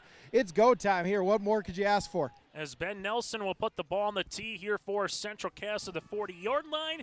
The Squirrels in their white uniforms, while the Kindred Vikings in their blue. Second half, Ben Nelson end over end kick. That'll be a bounce, and he'll take it inside the 20 to the 15. Hess will pick it up at the 10, and Hess will make his way to the 15-yard line, and Hess gets wrapped up at about the 21-22. So fortunate there on the way for Sawyer Hess to get back to the football, but more importantly, get about 10 yards on the return. Yeah, kind of split the two return men, bounced in between them, then kept rolling towards the goal line. Credit to Hess, though, able to get onto the football and then kept the feet or eyes up, able to get something out of it and able to get at least to the 20 to set up your offense here, 1st and 10. For the Vikings, 3 touchdowns and then the half. One of those touchdowns, again, being on special teams for the Central Cass Squirrels. Punt, touchdown, and touchdown in your first half of play. As Central Cass running 2 right at the center. Motion man goes Theogis. They'll hand this one off to Hess, and this one will be a flag. First one of the second half here. It's a gain right now of 6, barring the penalty. Chris Larson, again, our referee here, will do the honors for us on the sidelines here for the Kindred Vikings. Dead ball. Illegal formation. 5 men in the backfield. Offense. 5-yard penalty, repeat first down. So the Vikings, again, will pick up the penalty. That'll be their 3rd of the game for 30 yards. Also, Ryan Weber, the umpire, head linesman of Cam Anderson, Jacob Schleck, the line judge, and Nick Nelson, the back judge here tonight. Frustrating penalty there if you're Kindred, right? Breaking the huddle. It's your first offensive play. You get positive yardage, and it looked like just one of them lining up in the wrong spot. One too many in the backfield. Move him down here, and 1st and 15 for the Vikings. Especially as you had the 6-yard rush, so essentially it's 11-yard switcheroo here. First down upcoming. They get to the play clock at 2 seconds. They hand the ball off to Sawyer Hess. Hess bouncing off of Squirrels, gets to the 25, and he gets the yardage back and some. That's a gain of 9. Yeah, Hess there was met right about a yard in there, just kept the feet rolling, bounced off a couple of Squirrels, able to get 9 yards. Like you mentioned, the penalty back, and it's 2nd down and 6 here for Kindred. So really in the grand scheme of things, the penalty lost them 2 yardage in that sequence. As you see Colton Avena Sr. here also with Hunter Rohr. Talking with Tommy Butler, they said they might throw 1 or 2 different wrinkles defensively here, and both Eric Burgad said there's a chance we might see each other again, so you don't want to necessarily show everything in your cupboard here tonight. As Whipple steps up, fires across the middle for Starsvik, incomplete at the 35-yard line. Yeah, I was looking for Starsvik. Name really haven't heard much from him. Right, got him for the 2 QB sneaks, but he's been quiet on the receiving end, trying to get him out in the flat. Just the pass out in front of them, incomplete, and now 3rd down for the Squirrels to try to get their first stop, a 3-and-out to try to get your offense, which has been humming to end the first half. They've combined for 57 receptions for over 1,000 yards and 13 touchdowns coming into tonight. So far, receiving-wise, 2 catches for 17 yards combined, and both of them by Baco, to Brady's point. Twins left, Twins right. Starsvik in the slot. Hess on that little orbit motion will make his way. Whipple with time. Finds it. Hess on the boundary. Hess gets to 25, and the Squirrels wrap him up for a tackle for a loss. Keaton Link first on the party, and really good defense for Central Cass to force a 3-and-out. Yeah, Blaze Cotton there as well, finishing him off, throwing him out of bounds, and great job by the Squirrels. We talked about Hess. He made some man miss. He got a couple of crucial first downs there. This time, though, the Squirrels defensively able to stay home, able to get the tackle short of the sticks and force the punt here for Kindred. That'll be a 3-and-out, and I'll have to go back and look at the stats. How many times we've said 3-and-out for Kindred starting varsity team this season? Hasn't been often. As they will come out and punt with Baco. He's got 15 punts on the year. A right-footed end-over-end banger that'll make its way to the 37-yard line. Cotton picks it up there to the 45. A return of 8, and the Squirrels in business here to begin the second half with a 3-and-out, and they will have it 1st and 10 here at the 45-yard line. Yeah, 3-and-out there at the 20, then able to get a few yards on the return there. Short field setup here for Central Cass. Their offense has been humming. They've scored on back-to-back possessions. See if they can make it three in a row. Try to get this game within or a tie with a touchdown and a 2-point conversion this drive potentially. Best starting field position for the Squirrels here of the game, 33-20, 38-34, and now the 45-yard line. Trips to the right, one to the near sideline here. Kegley goes on that pistol. Coming across is going to be Holland. Holland gets it to the 50-yard line. Theogis is there with Baco. They just play a little bit off there by Sawyer Hess, and Holland takes advantage for a gain of 6. Yeah, you mentioned they're just playing off. Kegley realizes it. Hey, find Holland, get him in some space, and then get 6 yards on there. Set up second down and short here for the Squirrels. Winner, number 1 seed in the East. The Central Cass Squirrels looking for their first region title since 1993. The Kindred Vikings looking for their 5th straight here, going back to single A the last 4 seasons. Second and medium. Kegley rolling the pocket, steps up, fires, going deep down the field for Holland. This one will be incomplete. Kindred nearly got there not once but twice, but brings up a 3rd down and 4. Yeah, threw it into double coverage there. Gabe Whipple, Sawyer Hess on the coverage, preventing no chance really for there. But Kegley just trying to take a shot there with the pocket collapsing. Still got a 3rd down, and with a Tommy Butler offense, when you're this close to midfield, it's you got to assume for the Squirrels you have 2 plays to try to get the 1st down. And we're going to see, too, when Kegley moves, when he might step up and run instead of throw. He's definitely thrown, and he's done the right thing tonight, but there could be room for him when the pocket breaks down to run for a 1st down. Pocket breaks down there, and just coming out of nowhere with Starsvik, got by his man.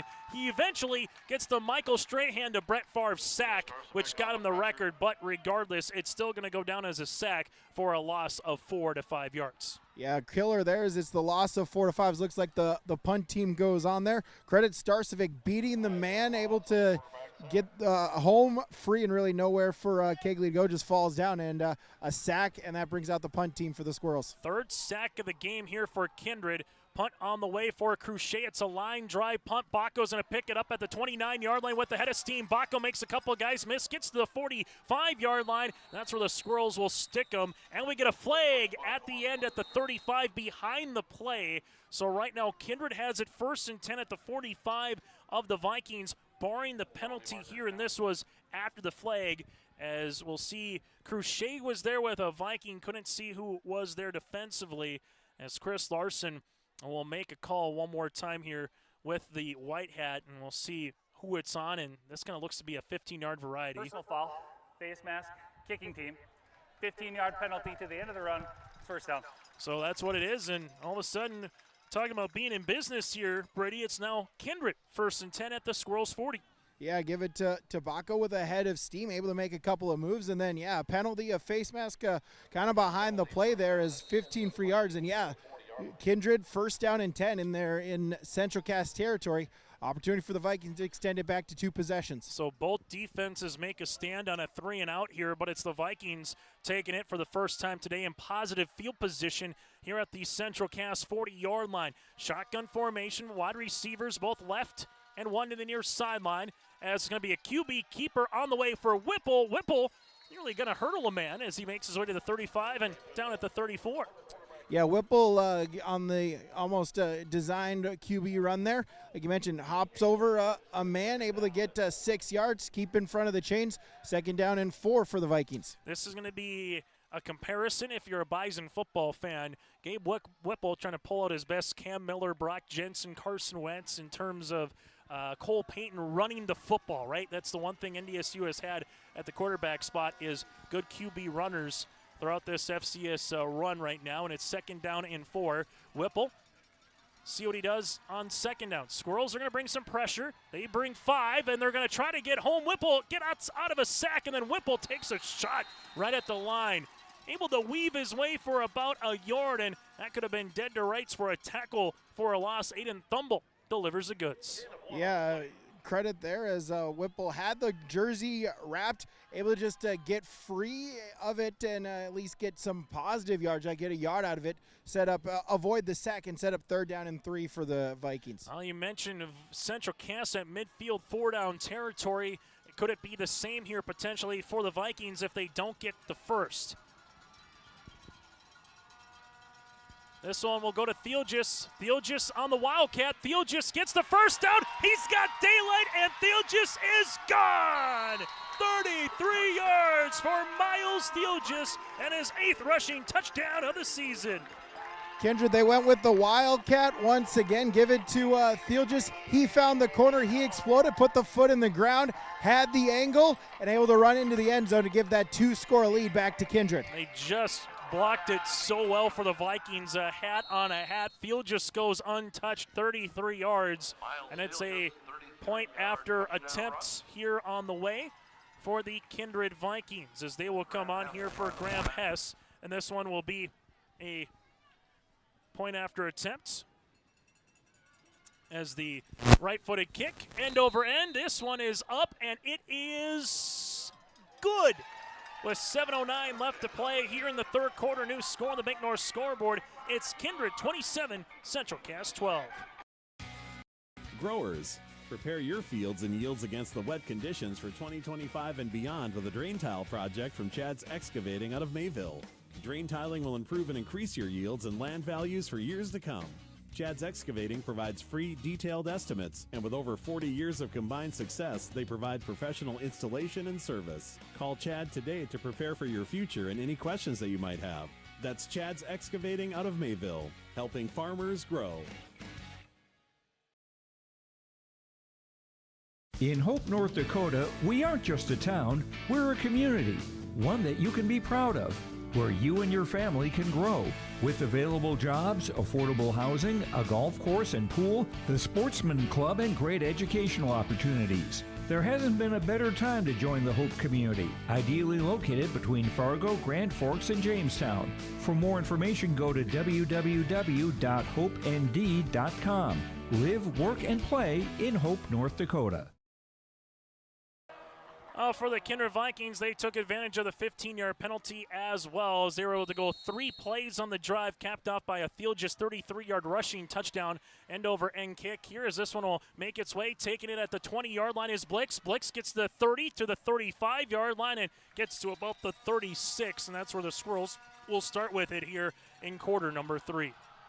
And then a handful of penalties come out afterwards as Blix hits the deck. Able to kind of hear the oohs and ahs on this one. And anytime you get these two teams on a football field, baseball field, softball, it's meaningful no matter what the record. Unnecessary roughness, number 3. Blue, 15-yard penalty to be first down. So that'll go on Sawyer Hess here. And for the Vikings, they will have their 4th penalty of the game, their 2nd of a 15-yard variety. This will be for 45 yards total, but what it does, it puts Central Cass at the 49-yard line here to start things off. Yeah, just an undisciplined penalty there.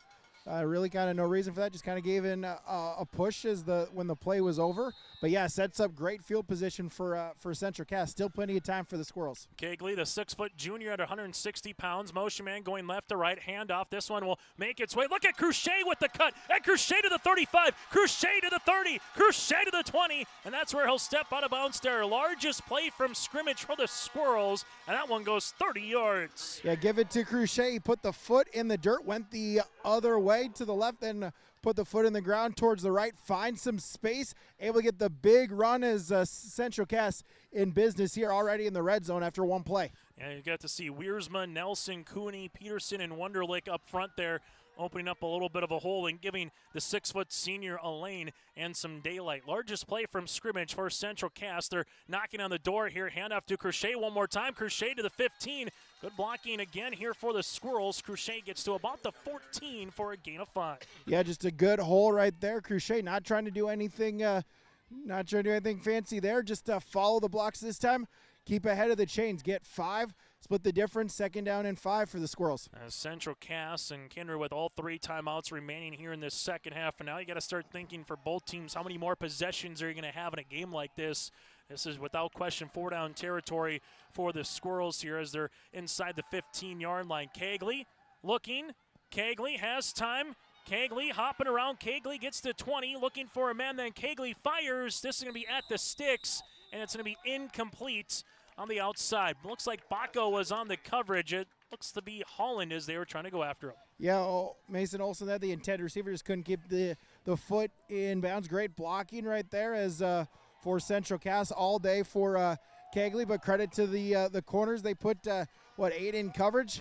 Really nowhere to go for that, and forced the incompletion and a 3rd down. It's something that Coach Burgat said, that Central Cass was able to find some holes defensively in the zone here, and Central Cass has seen Kindred traditionally rush 3 most times on 1st and 2nd down, but we'll see what they do on 3rd down here. Motion man goes cotton across the formation. Cagley looking, steps up. Cagley's going to get sacked in the backfield. The 4th sack of the game, and the Kindred Vikings get home with Hudson Kozowski. Yeah, Kozowski with the tackle, and credit Kindred.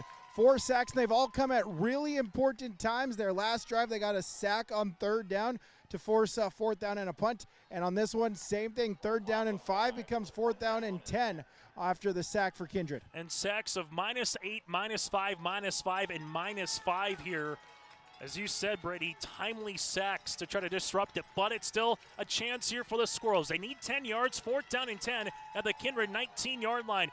Cagley looking, firing to Holland in the end zone with the one-handed catch. Easton Holland on a Friday night. You got mossed. I mean, you couldn't play that any better if you're Kindred, as Sawyer Hess could not play that any better. Holland just grabs just puts the arm out. It finds the ball, makes the one-handed catch, and puts the Squirrels back on the scoreboard with a touchdown. Give your big playmaker a chance here as Holland able to get his 2nd receiving touchdown of the night. He's got 6 on the season, and like you said, defensively, it had it about bracketed. If there was a probability chart, that probably had a 7% chance of maybe being a completion, but they found it to Holland, and Cagley threads the needle as point after attempt or 2. They'll go for 2. Play clock gets down to 3, down to 2, down to 1. They get it off before it goes to 0. Cagley sees it. There is a penalty on the play. Cagley fires. This will be caught, but the penalty in the backfield, and this one could go against Central Cass to keep it still at a 2-score game. Illegal motion on the offense. It's a 5-yard penalty. We'll replay the try.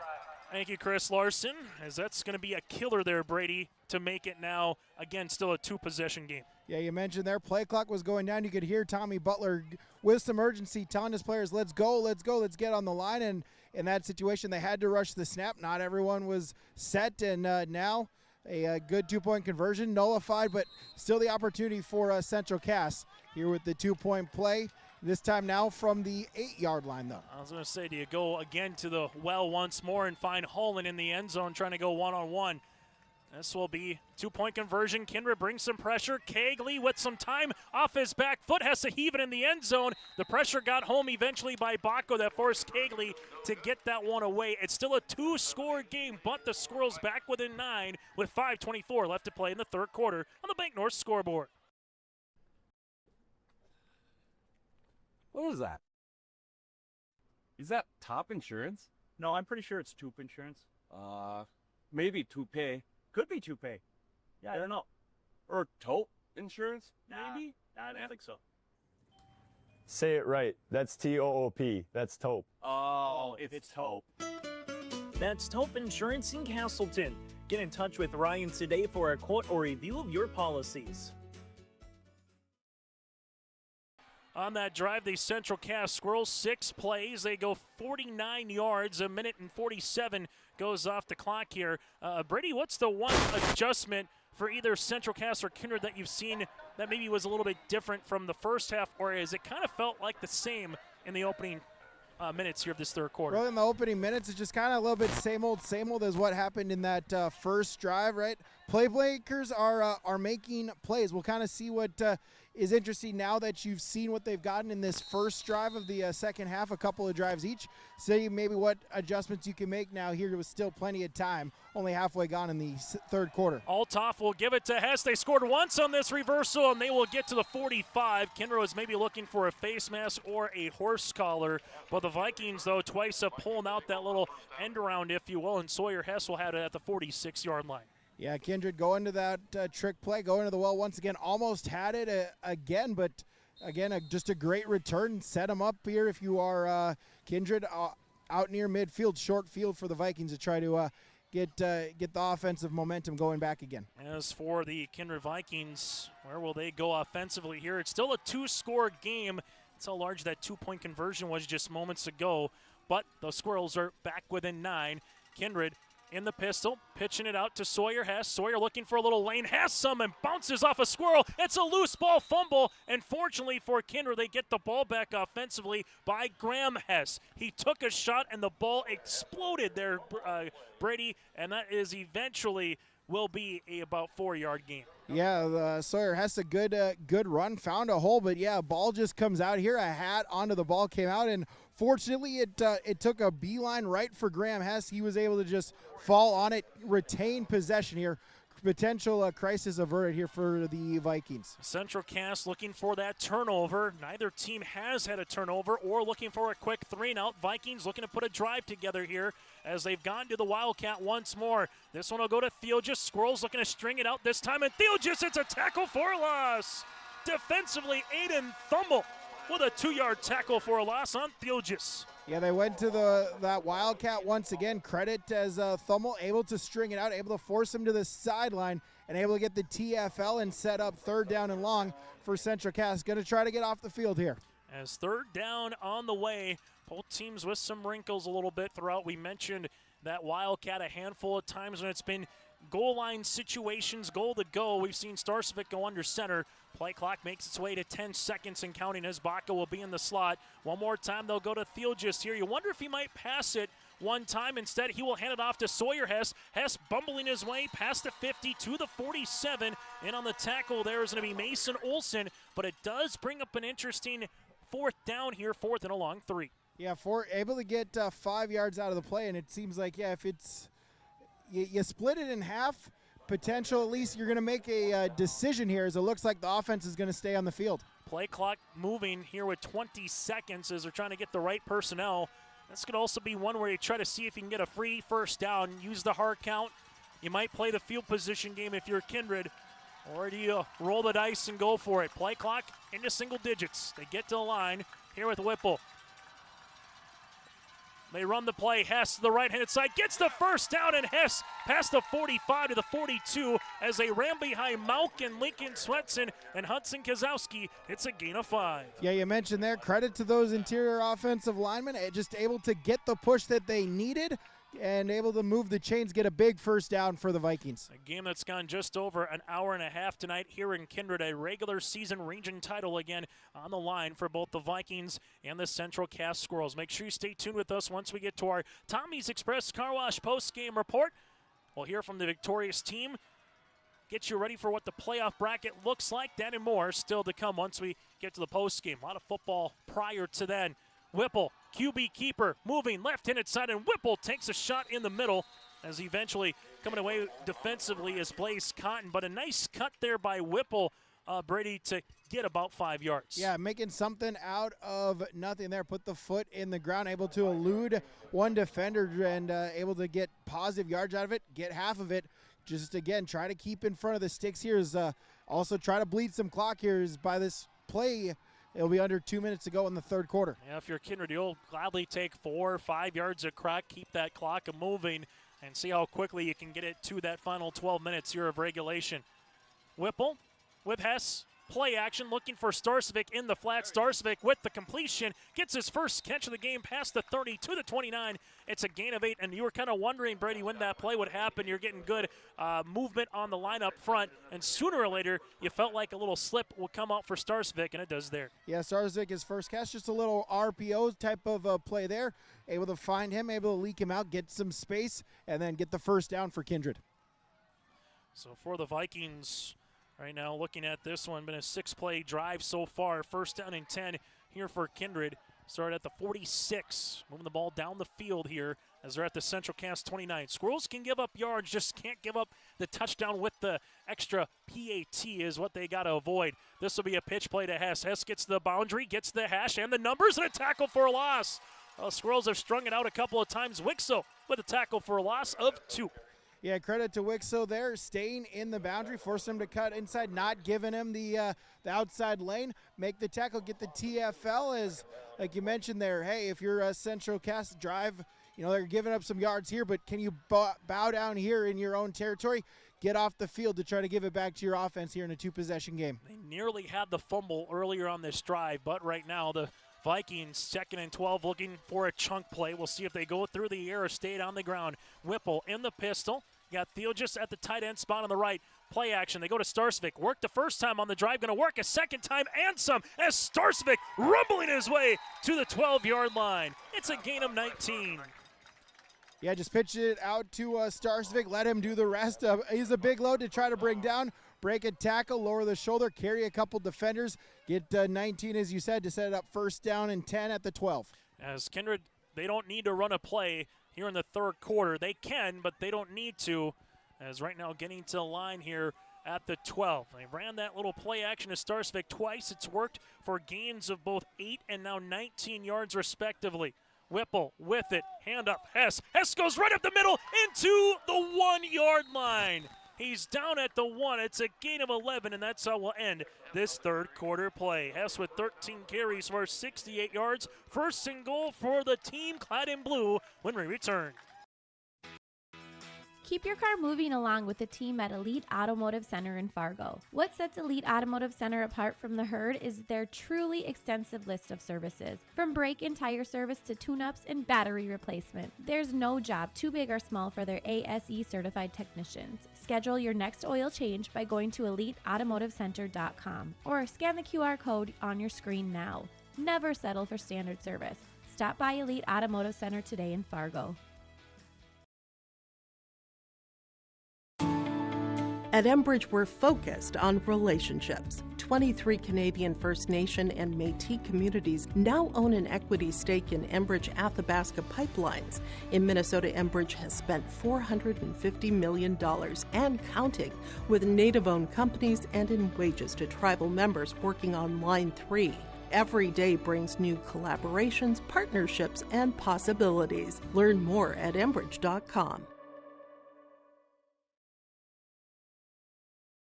Catch all the action of the fall postseason. Broadcasting here tonight.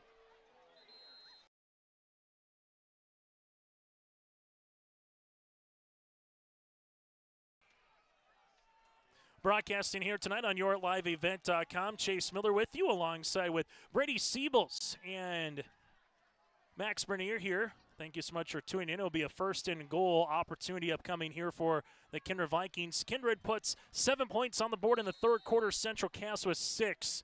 And the Vikings, we've already seen a 1-yard QB keeper by Starcevic not once but twice, and they will go to that same formation here. First and goal at the 1. Starcevic with the hard count, gets it, piles his way. Does he get the first down? A flag comes in. They keep the pile moving. But we'll see what the flag is, possibly trying to hop over the offensive line. Do you have it maybe a false start? We'll see what Chris Larson has to say on this one as Starcevic was trying to get his third touchdown of the game. Central Cass, you can give up a touchdown and still be, again, a one-possession or make it a two-possession game, but things start to get a little bit more tougher as Chris Larson on the call.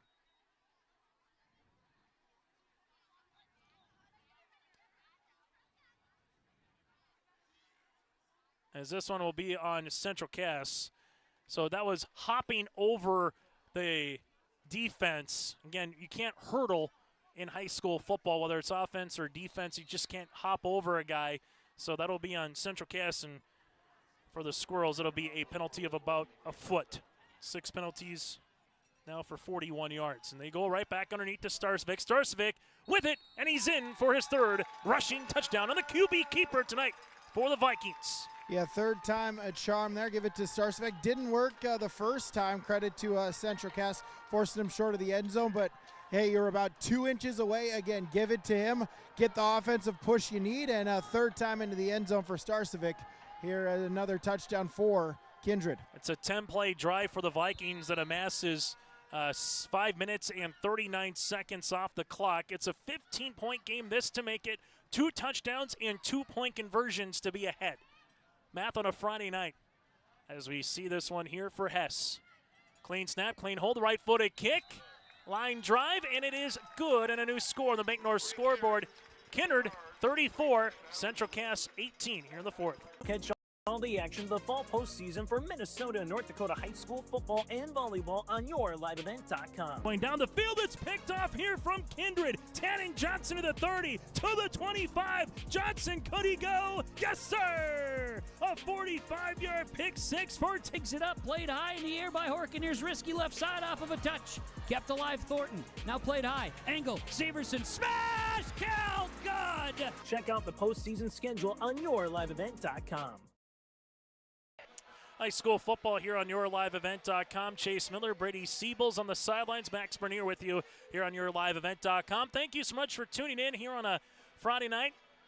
As this is not a bad night to hang around the campfire, have some s'mores, hang out outside one more time as before we head to the winter season as well. Section semifinal football coming up tomorrow in Minnesota. Single A 9-man opening round in North Dakota comes at you tomorrow as well. We'll have 3 games in North Dakota, 1 game in Minnesota on yourliveevent.com tomorrow. But right now, here on this Friday, Central Cass trailing it by 16 with 11:40 left to play after a Starcevic QB keeper.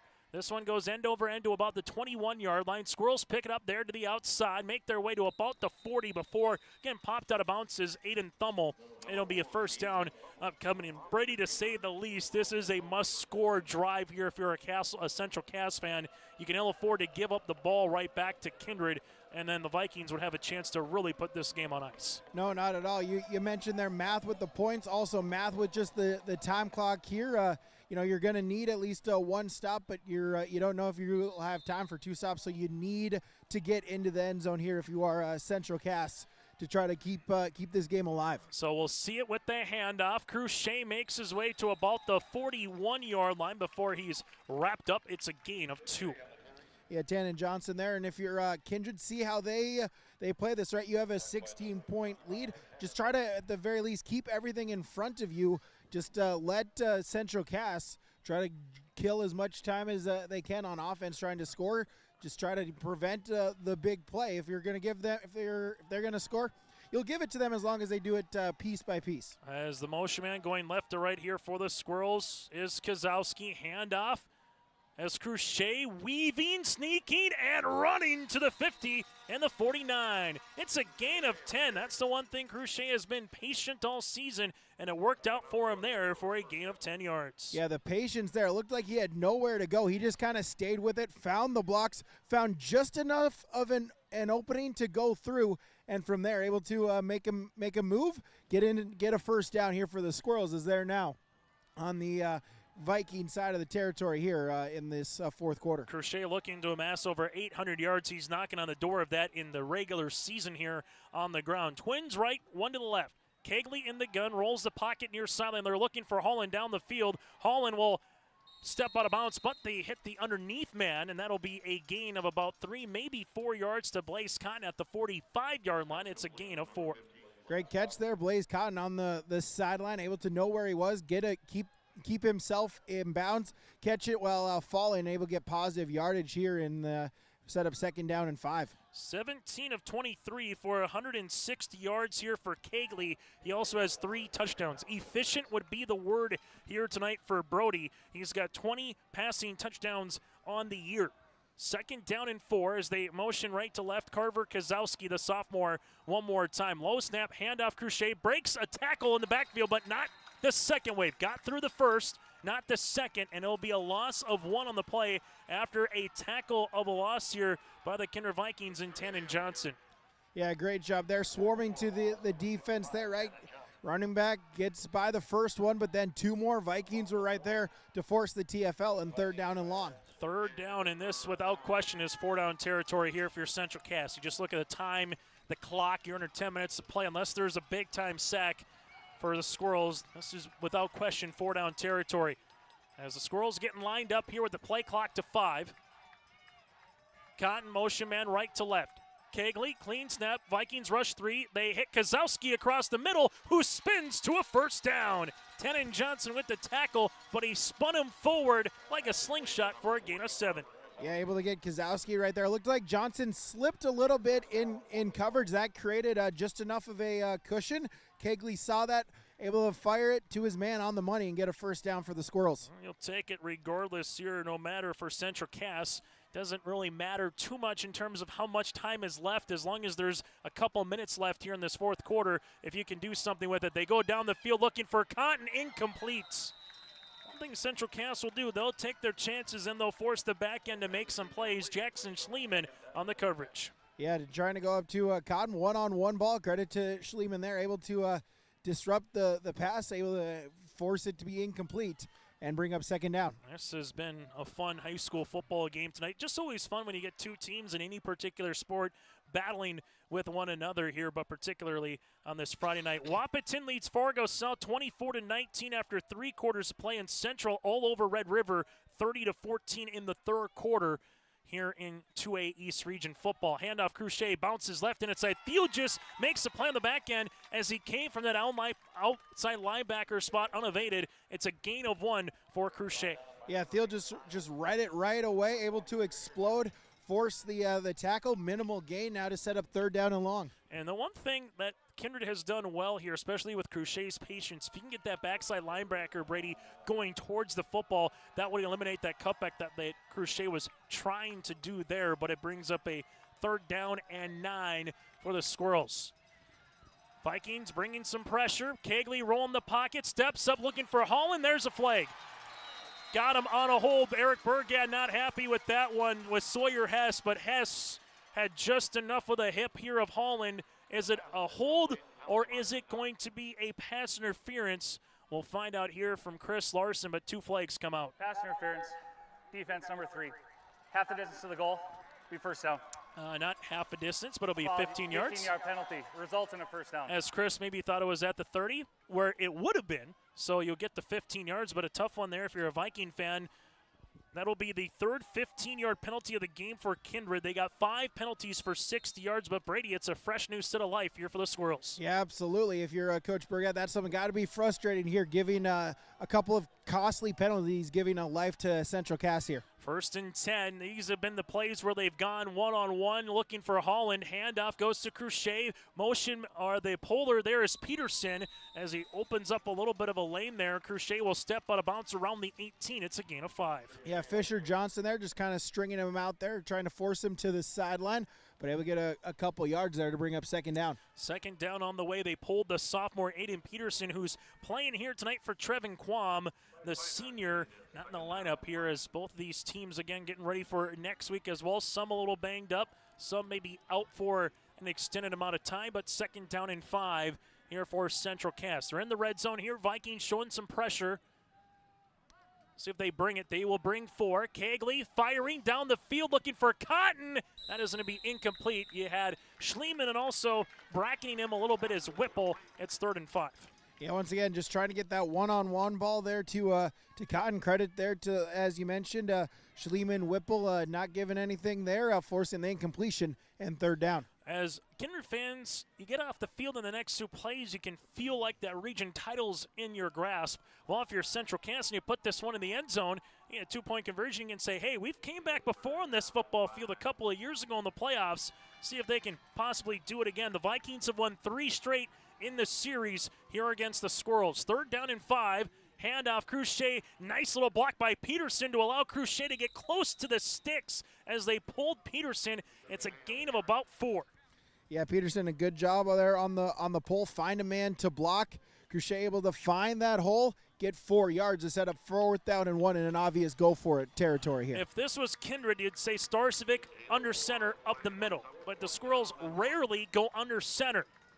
We'll see if they do it here or it will be a little wildcat of their own, as they will have Kegley with Cruchet to the right of him. Play clock gets to 10. They need a yard. Handoff. Cruchet. Cruchet spins for the first down. Looks to have enough from our advantage point here. That's going to be tight. Both teams pointing the opposite way, north and south. Chris Larson will come in and we'll see if they spot it. As I thought on the spin, it will be enough there on the spin. Brady, you saw it on the sidelines for that first down for Cruchet. Yeah, Cruchet just given anything he can, trying any single move that spin, gets him just enough, nose of the football, reaches those sticks, and get a first down here for Central Cass to keep this drive and their hopes alive. The future Montana Tech product, Colton Cruchet, with a first down. Clock continuing to wind, but with 7:30 left in the fourth quarter, both teams with all of their timeouts in this second half. Trips to the right, 1 to the left. Shotgun formation again for Kegley. 3 down linemen consistently throughout the evening for the Vikings. They'll rush 4, however. Kegley has some time. Fires, throws. This is going to be to Holland at the 6, but incompletes. They'll say it hit the turf, incomplete. That would have been a gain of 7. Brings up 2nd and 10. Yeah, pass was just a little bit low, though. Holland trying to come back for it, trying to dive on it. Ended up trapping it. Ball hits the turf, and it is an incompletion and forces 2nd and 10. Yeah, tough one there. If you're Central Cass, you would have got a gain of 7 to 8 yards. Instead, it still brings up 2nd and 10. But one more time, it's 4 down territory here for the Squirrels. They've had some success pulling here and getting some runs with Cruchet, but they'll have to get the line quickly with 5, with 4. Everybody gets set. Vikings, they'll bring 4. Kegley will step up. Kegley looking down the field. Kegley fires across into the end zone. Touchdown, Central Cass. Holland with another receiving touchdown here this evening. He's got 3, and Kegley with his 4th pitch and catch here in terms of passing for the touchdown on the night. Yeah, scramble drill there. Kegley buying time, stepping up, but again, keeps the eyes up, looking to pass, and then Holland just finds a spot here on that scramble, saying, finding an open cushion, saying, I'm right here. Kegley able to find him, get it into the end zone, and now a pivotal 2-point conversion here for the Squirrels. There's been a couple of times today where Kegley's been right at, if you had like that yellow line on that where the line of scrimmage would be, he's been straddling that for most of the evening on those catches. He's got 4 touchdowns tonight for Kegley and 179 yards of offense. Through the air, Kegley rolling, Kegley looking, Kegley into the end zone for the ever important 2-point conversion. And don't look now, it's a 1-score game. 7:07 left to play in the fourth quarter. It's the Kindred Vikings 34, the Central Cass Squirrels 26. Make your stop before or after the game at the Knickerbocker in Hickson, North Dakota. Stop out throughout the week for mouth-watering lunch specials weekdays and mark Friday nights down on the calendar for prime rib, ribeye steak, or some walleye at the Knickerbocker. For more information or to find out about daily specials, give the Knickerbocker a like on Facebook by searching the Knickerbocker. Great food and good people. You can find it all at the Knickerbocker in Hickson, North Dakota. This has been as advertised tonight on YourLiveEvent.com, a 1-possession game. A gotta-have-it drive from a Central Cass perspective. Goes 61 yards. Some time does come off the clock, about 4.5 minutes worth of time, but it's worth it from the Central Cass point of view as they punch it in the end zone, Brady. And how about Kegley? His best offensive play tonight has kind of been when it's been a muddy pocket. He looks down the field, someone gets loose, and he's found Holland time and time again. Yeah, absolutely. Just credit to him, right? Making plays. It's easy to just, when that pocket collapses, to try to go for it. He always has his eyes opened. He's always going to try to see if he can get a pass, and it's paid off here. And now defensively, got to get a stop if you're the Squirrels. Felighty puts this one down. It's a free ball. Who's got it? As everyone's pointing, it was Kindred to start with it. It came loose for a second. It looks like the Vikings got the ball. Very fortunate. Felighty put that one on the ground. It was a live ball and with 7:04 left to play in the fourth quarter. It'll be 1st and 10 Vikings at their own 41. Yeah, it looked like it was Graham Hess there able to just get on the football. And, yeah, hey, great fortunate there if you're Kindred, get on the football to give your offense the chance here. And this is what, if you're Kindred, this is what you want. Your offense has been moving all game long. Opportunity to try to finish this game here in the latter stages of the fourth quarter. Where will they go offensively here? They've been able to show you a little bit, being consistent on what they've been able to do, both running and throwing the football. They're going to run this one with Theogis. Theogis breaks out of one tackle, but can't break out of a second. Squirrels are trying to rip it, and Theogis gets about 2 yards before he is wrapped up and met. Central Cass there defensively. Hunter Rohr was part of that tackling gain for a gang of 2. Yeah, Blaze Cotton as well, one of them in on the tackle, and yeah, swarm to the football. And now if you're the second, third guy there, if you are Central Cass, rip at the football. See if you can get a turnover. You've seen Kindred, they've put it on the ground once this game. They were fortunate to get the recovery. Now if you're the Squirrels, see if you can get a big play, see if you can get a turnover to try to flip this game here. As we'll see it, second down upcoming for the Kindred Vikings. Motion man is Starcevic here into the backfield. 2nd and 8. Handoff one more time. Hess following Starcevic, and Hess is going to get wrapped at the 48-yard line. It's a gain of 3. Kindred may be looking for a little extracurriculars after the play. Nothing called. It'll be 3rd down upcoming. Yeah, a lot of emotions here between those two teams. Officials maybe just trying to tell them, hey, play through the whistle, but you don't want to commit a penalty in this situation. You don't want an undisciplined penalty, which could potentially change the game here with under 6 to go. For Central Cass, they're just the 3rd team to score double digits against Kindred's defense all season, going back to week 2. Horace put 32 up, Devils Lake with 12 in week 1. Everybody else either shut out 7 or 3 points respectively throughout the rest of the year. 3rd down, though, here for the Vikings. Hand up. Hess makes his way for 1st down. Able to go behind Mauk and Swenson and Erdman. It's a gain of 4. You mentioned that in Central Cass. They've forced 3rd down. They forced some 3rd down and shorts. And in that situation, they're Kindred able to just give it to Hess, follow behind the offensive line on those plays in which they've had to have it. The O-line for Kindred has won the battle. They've gotten the push and gotten a 1st down to move the chains. All for the Vikings, this is the most points that Central Cass defense has given up all season coming into this game. 28 points against Devils Lake was the most. That was back in week number 2 in Castleton. 1st down and 10. Tick, tick, tick comes off the clock here if you're a Viking fan. Hess makes a cut at the 45 and makes his way to the 42. Got it on the perimeter on the way. Cotton on the tackle, but not before it's a gain of 6. Yeah, you saw that there. Hess just put the foot in the ground, go upfield, and then if you're Kindred right there, you will take that 6 yards on this one. If you can get 4, 5, 6 yards of play, meticulously drive down the field, also burn some clock here. That's what you'll take if you're the Vikings. And if you're Central Cass, when do you start calling the timeouts becomes the question at that 2-minute margin. Again, no 2-minute warning or no 2-minute timeout, depending on if you're a college football or NFL football fan. Here it's 2nd down on the way. Theogis, handoff, Hess. Hess gets to 40, then gets stoned on the play. It's a gain of 1, brings up 3rd and 2, but these are situations for Coach Burgett and the Vikings they want to be in here, Brady, 3rd and short. Yeah, 3rd down and short, really, the opportunity. You probably have 2 plays here. You've kind of shown that you can get that 1 yard when you need on the Starcevic QB sneak. So just continue to pound the rock here. Trust your offensive line. Trust that they're going to get the push you need, get the 2 yards that you need here to move the chains and get a fresh set of downs here for the Vikings. I was going to say, if it's 3rd and 1, do you see the Starcevic keeper? But here they will have it 3rd down and 2, play clock getting to single digits. Shotgun formation. Vikings looking for another turn and burn.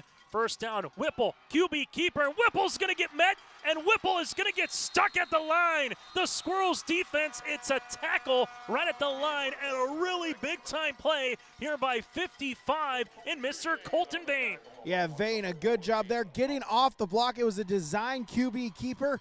Vane sheds the blocker, able to meet Whipple at the hole, not let him not get driven back to set up 4th down. As they come up 4th down and 2, they've gone with Starcevic under center a handful of times today to get some yards. He's under center again. They will pitch it to the near sideline. Here goes Theogis for the 1st down, and Theogis gets to the 31. The first time a wrinkle on that play where Starcevic goes under center. They pitch it to Theogis here, Brady. Everybody was expecting the keeper, and it's a gain of 10. Yeah, great play design there. You've ran it 4 times with Starcevic under center with the QB sneak.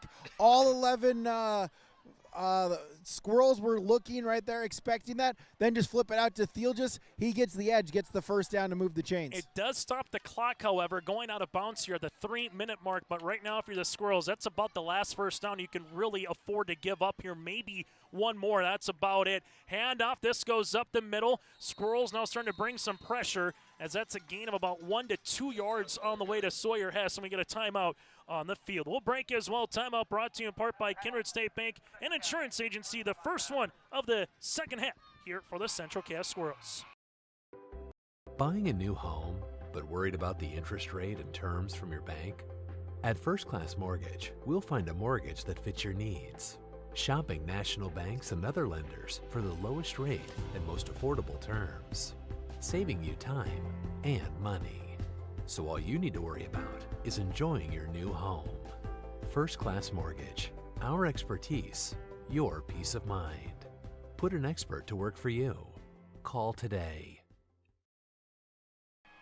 Timeout brought to you in part by Kindred State Bank and Insurance Agency. From banking to insurance, let them handle your requests. For more info, go online to kindredstatebank.com. I'm Chase Miller. Brady Siebels on the sidelines. You have Max Bernier helping us out high here in the press box as well. Well, 2nd down and 8, first timeout here if you're Central Cass taking. The question is, Brady, do you take a shot with Whipple down the field to a Baco or a Starcevic, or do you keep turning and burning that clock on the ground?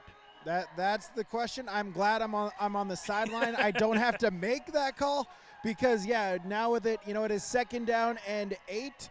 So really, you wouldn't almost blame them if you do try to pass it on this situation. So, yeah, we'll see. And if you're Central Cass, interesting, how do you play that? Because you do have to keep in the back of the mind, you're still going to have to coverage. You can't shell out on the run here. As right now, trying to bracket Baco as they've done for most of the game. It'll be in the pistol here for Whipple.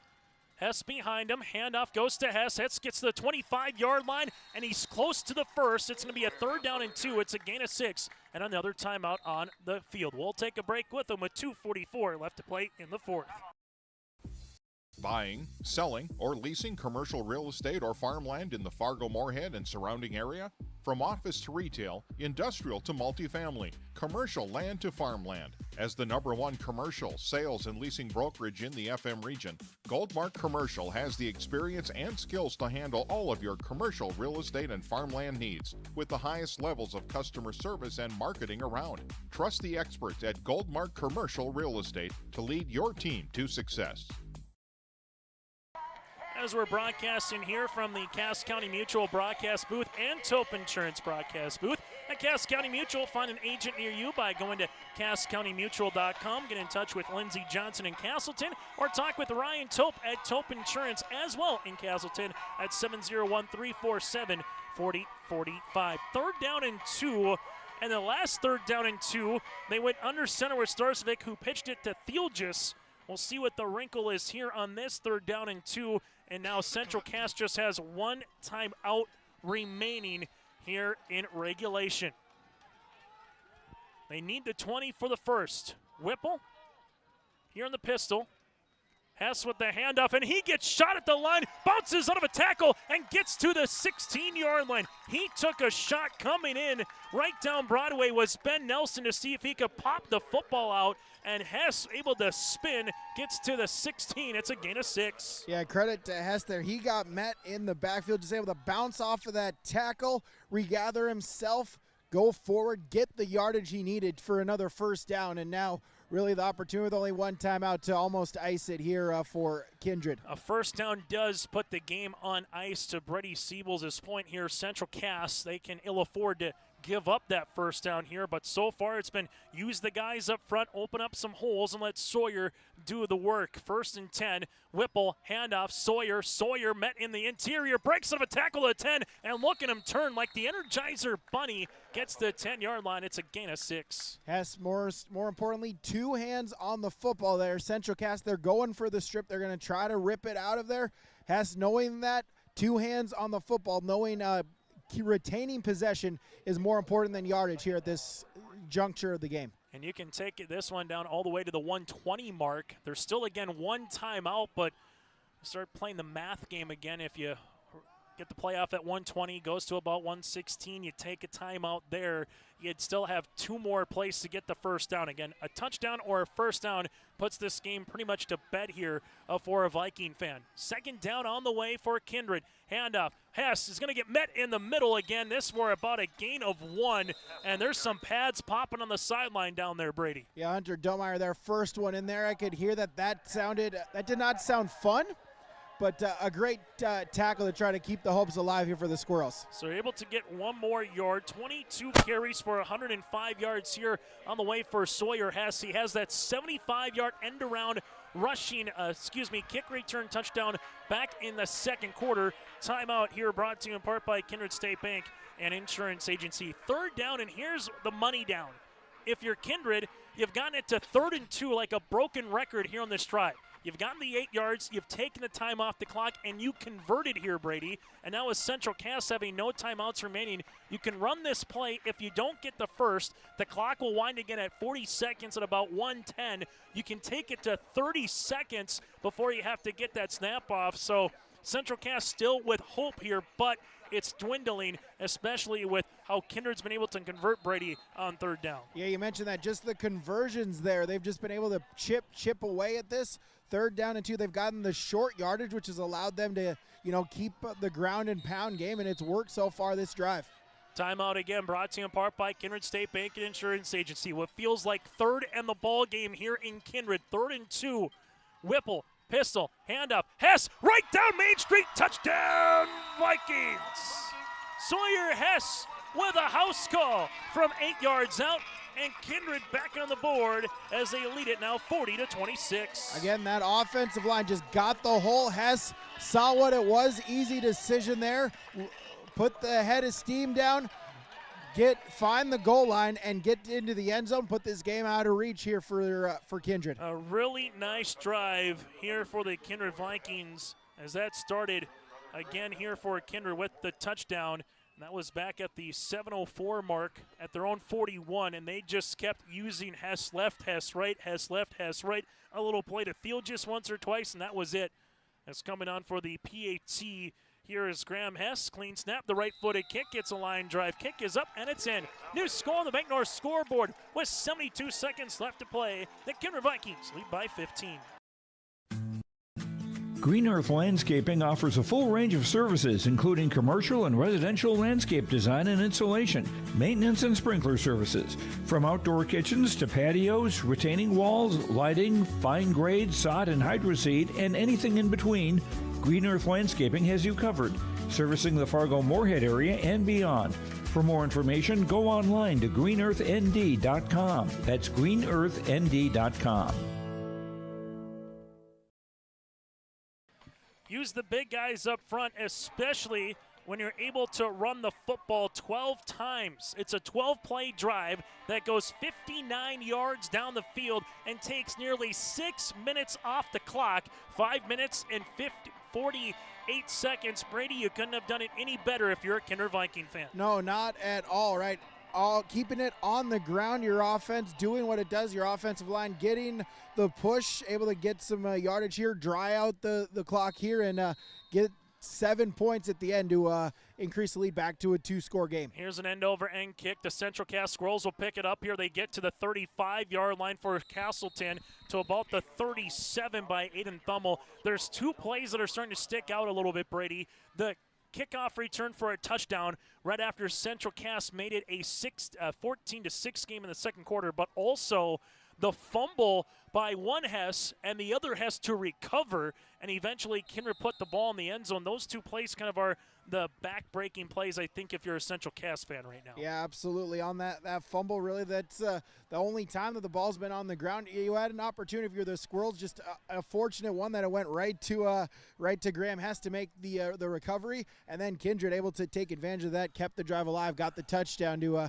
continue and extend their lead in that position. Kegley rolling the pocket to the right-handed side, looking down the field to Olsen, incomplete at the 50. Good hand defensively here for the Kindred Vikings as they were able to get there by Tannen Johnson. Central Cass again out of timeout, so unless it's a first down or getting out of bounds, the clock will wind. Central Cass is a team that can take some shots, but Kindred knows it, so they're going to try to play everything in front of them. Yeah, like you mentioned there, everything in front of them. Put the safeties back. Don't let anyone behind you. You'll give up yards. You'll give up catches. That's okay, but you cannot give up the big play here. You got to make them earn it. Got to make them kill some time there if you're Kindred. And we'll get to the Cushman Classic and what's going on up in Grand Forks as well here in a moment, because that game is going to determine as well where Central Cass would end up here in the postseason, as we're going to have a penalty. Cagley, time to throw. This one will be incomplete at the 45, but where the flag is normally in the spot of holding, and we'll see Chris Larson on the call. Holding, 74 on the offense, 10-yard penalty, he's second down. And they will indeed, Eric Burgett says, move them back, so 7 penalties here for 51 yards. 10 minutes left to go up in Grand Forks. Central 30, Red River 20. If that score holds, Central Cass would be the 2 seed entering the postseason. So Castleton fans right now paying a lot of attention to what's going on up I-29. Also in AA football, Wahpeton defeats Fargo South 30-19, so South is eliminated, which means Red River is going to get in, even with the loss by the skin of their teeth. Second down and a country mile here for the Squirrels. Cagley firing, throwing it to the near sideline. That's caught by Kozowski, looking for the hook and ladder play. This one goes to the 29 to Mason Olson, gain of about 1. Yeah, went the hook and ladder, trying to get something big there. Credit to Kindred, staying home, recognize where the football is, doesn't fool them. They get the tackle as well as keeping the runner in bounds to keep that clock rolling here under 30 seconds. And a long 10 minutes up at Grand Forks now from a Central Cass point of view, because it can still be the 2 seed, but you need Central to beat Red River. Third down and long. Handoff as this one goes right up the middle on the way here for Navecki. Navecki gets to about the 35. It's a gain of 6, and that'll do it here tonight in Kindred. The Kindred Vikings finish a perfect regular season at 9-0, and the second-ranked Vikings here in AA win it 41-26. As Central Cass drops to 6-3 on the season, the Squirrels will be the 2 or the 3 seed. The Kindred Vikings will be the 1 seed entering the playoffs a week from tonight. And we'll have more coverage for you here on our post-game show, brought to you in part by Tommy's Express Car Wash. Coming up in just a few moments, out west, St. Mary's defeats Jamestown 33-19, and Devils Lake beats Watford City 43-36. The Kindred Vikings will host Watford City a week from tonight. Kindred will host Watford City a week from tonight in the quarterfinals, as Watford City will be the 4 seed. Kindred will be the 1 seed. Bismarck St. Mary's is seed number 3. Devils Lake is seed number 2 out west, and Minot North is seed number 1. So Minot North will host the 4 seed. Devils Lake would host the 3, which at this point would be Grand Forks Central. Central Cass would host Bismarck St. Mary's if that Grand Forks Central game stands put, and Watford City coming to Kindred. Your final 41-26, our post-game show around the corner next here in Kindred. Homegrown local radio is now worldwide with 24-hour streaming. Download the RJ Radio app to hear local voices from local radio with KRJB, KRJM, and KKCQ 24 hours a day from anywhere. You can listen to your favorite programs like the RJ Family Morning Show, local news, farm markets, music, high school sports, church services, more from anywhere. KRJB, KRJM, and 96.7 KKCQ is streaming on the RJ Radio app. Download it to your device and take us with you wherever you go.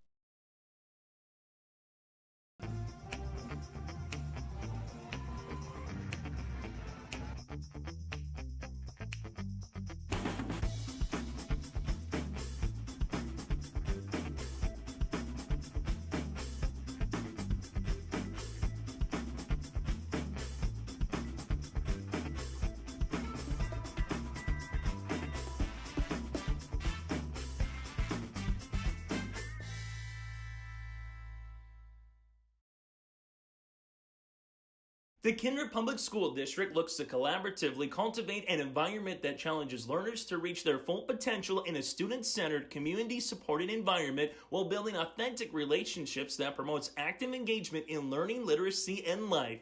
Kindred Public Schools' mission is to educate, prepare, and maximize student potential. Kindred Public School District, student-centered, community-supported. For more info about upcoming school events and news, go online to kindred.k12.us. Leap. As we come back here on our post-game show, brought to you in part by Tommy's Express Car Wash. Eric Bergad with the dog pile here as the Kindred Vikings win it 41-26 here on YourLiveEvent.com as we get to our Tommy's Express Car Wash post-game report here as, again, Kindred 41-26 over the Central Cass Squirrels here in this one. Kindred now 9-0 on the season, while Central Cass is 6-3, and will keep you apprised of what's going on up north as well. As we know, Central Cass, Grand Forks Red River, and Grand Forks Central, they're 4 teams from the east. It's just a matter of where now going forward with seeds 2, 3, and 4. Kindred Vikings with Gabe Whipple, 79 yards through the air, was really good, efficient when needed and asked upon. He went 8 of 10 for 79 yards. But the Vikings here in this one, 23-28, you add it to 36, 39 rushes here tonight as they had 194 yards on the ground. They would finish with 273 yards of total offense here for the Kindred Vikings. 5 penalties for 60 yards, and they had no turnovers. While from there, for the Central Cass Squirrels here in this one, Central Cass with 245 yards, 179 through the air, 66 on the ground, as they were able to finish here with Kegley. He had 30 pass attempts here in this one. He went 20 of 30 for 180 yards and 4 touchdowns here for Kegley. Not to be outdone, Holland with 9 catches for 98 yards, 3 touchdowns, and 19 carries for 77 yards here for Cruchet. We'll take a quick break on our Tommy's Express Car Wash post-game show. When we come back, Brady Siebels will be down in the field, and we'll hear from some of the victorious players around the corner. That is next here on our Tommy's Express Car Wash post-game report. When you think about North Dakota State College of Science, don't think about college. Don't think about desks. Don't think about buildings. Don't think about our expert instructors or our high-tech classrooms. Think about that new pickup you'll soon be driving. Think about decorating your first apartments. Think about that great job that's already waiting for you. Then, think about how you'll be doing all of those things in just 2 years. North Dakota State College of Science, the smarter way to college. As we come back on our Tommy's Express Car Wash post-game show here, let's get to some of the particulars in this one. Our Enbridge Energy players of the game. I think when it comes to a Central Cass point of view, again, Kegley and Allside, and also as well Easton Holland. 9 catches, 98 yards, and 3 touchdowns for Holland. 4 passing touchdowns for Kegley from a Central Cass point of view. For the Kindred Vikings, a really solid game yet again for the senior in Sawyer Hess. 113 yards on 23 carries. He has 2 touchdowns, 1 on special teams, 1 on the ground, and also Miles Thielgis was able to make a couple of timely plays when asked upon here tonight here for Kindred, both offensively and defensively. He had the 33-yard rushing touchdown here for the Kindred Vikings as well. So I think a dose of Sawyer Hess and Miles Thielgis, a dose of Brody Kegley, and a little pinch here of Easton Holland are our players of the game, brought to you in part by Enbridge. Go to enbridge.com for career opportunities. We go from there to our Agassi Precision Egg play of the contest, and I think 2 of them. One, the 75-yard reverse end around for a touchdown. Right after Central Cass made it 14-6, they came back, got that little end around for 75 yards, and then as well, the untouched Thielgis 33-yard touchdown into the end zone. He was untouched from Kindred's point of view. On the opposite side, Central Cass made a couple of nice plays, especially that back shoulder catch, Kegley to Holland in that 3rd quarter on a 4th down play, as they're able to get that as well. That's our play of the game, brought to you in part by Agassi Precision Egg, your local precision planting dealer. Visit planterdoc.com. As we go down to the field now with Brady Siebels, who will be standing by as we take a look towards the press box, fellas, with Miles Thielgis as well. Brady, let's toss it down to you. Yeah, joined here with Miles Thielgis, and I know we just talked about as you were coming to me. What a game here! I know this is kind of the game that you hope for. Just kind of talk about how that game played out here tonight. Yeah, I mean, we knew if we came in and did what we can do, you know, it was going to come in our favor. You know, a lot of us have been waiting for this game for a very long time. It's a game we look forward to during the whole season, and it was great. Great win. Making plays offensively and defensively, kind of in that wildcat type of formation. Just kind of talk about, when you get that kind of play call, what you're seeing when you're getting the ball to you, and then just kind of what you're seeing on the runs and trying to make moves. I mean, we've been having that formation in for a couple weeks, practiced that play all week. I knew if they got the ball and linemen and receivers did their thing, blocked who they were supposed to block, I could make a play, and that's what happened. This straight, region championship here. Just kind of talk about what it means to be part of this Kindred Viking football family. It means great. It means a lot. We've been waiting for this game for a long time. So, coming in a new division, and winning the EDC, it feels amazing. Now, I know you're going to enjoy this win, but how important is the fact, enjoy it, but come Monday, you got to be ready because you still got hopefully 3 more games to go to try to play in the playoffs. Oh, yeah, great win, and just got to put it behind you and focus on the next one. All right, Miles, congratulations on the victory. Good luck moving forward. Thank you. All right, as we'll keep it here, now we'll bring in Luke Sarcevic here for Kindred. And Luke, first off, congratulations here. Just tell about how it feels here to win the game to get another region championship here. It feels great. It's always a tough game against those guys. I mean, no matter who's on each team every year, it's going to be a battle. So come out and get a big one like that. It's huge, and end the regular season on a high note, and just get ready for next week because the job's not finished.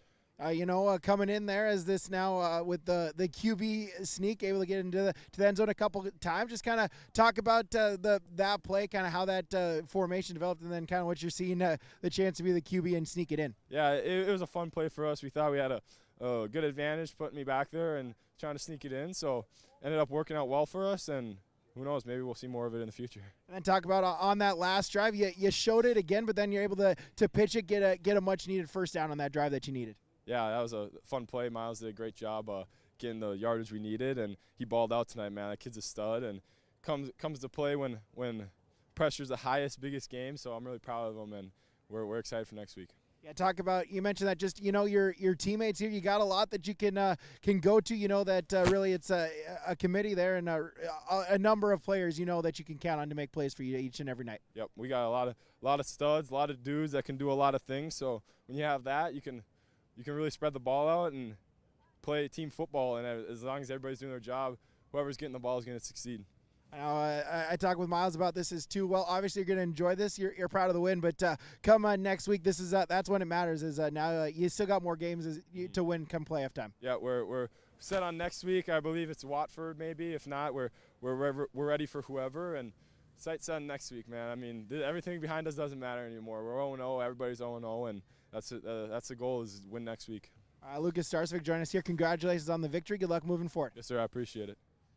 Thank you very much, Brady Siebels, on that one, and we'll hear from the head coach, Eric Burgett, here around the corner as well. We'll take a quick break, but an update for you before we take a break. Grand Forks Central leads Grand Forks Red River 44-20 late in the third quarter, so here is how the postseason is going to be next week. Kindred is the number 1 from the East. They will host Watford City. Also on their half of the bracket, Devils Lake, the 2 seed from the West. They will host Grand Forks Central. The 1 seed from the West is Minot North hosting Red River after South lost today against Wahpeton to take them out of playoff contention. And Central Castle hosts Bismarck St. Mary's in Castleton, as the Squirrels, even with the loss, will end up being the number 2 seed with their game in hand over Grand Forks Central. So that's how the AA playoff bracket is going to look here, as Eric Burgett will be joined by Mr. Brady Siebels as well. I know Eric didn't necessarily want to get ready for a Jim Dooley offense here, Brady, but he will have to, and he's going to be happy about it being the number 1 seed as we toss it down to you. Yeah, absolutely. We'll get into that as well, but Eric Burgett for Kindred. First off,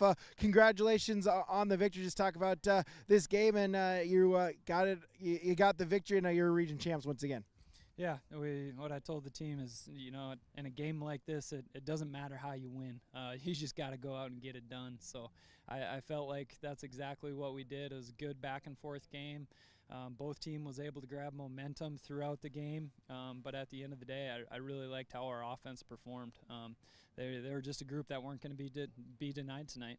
Yeah, talk about that. It seemed especially just able to get the drives when you needed, when Central Cass, got back into one score. Your offense was able to answer, get a drive themselves, and push it back into the end zone.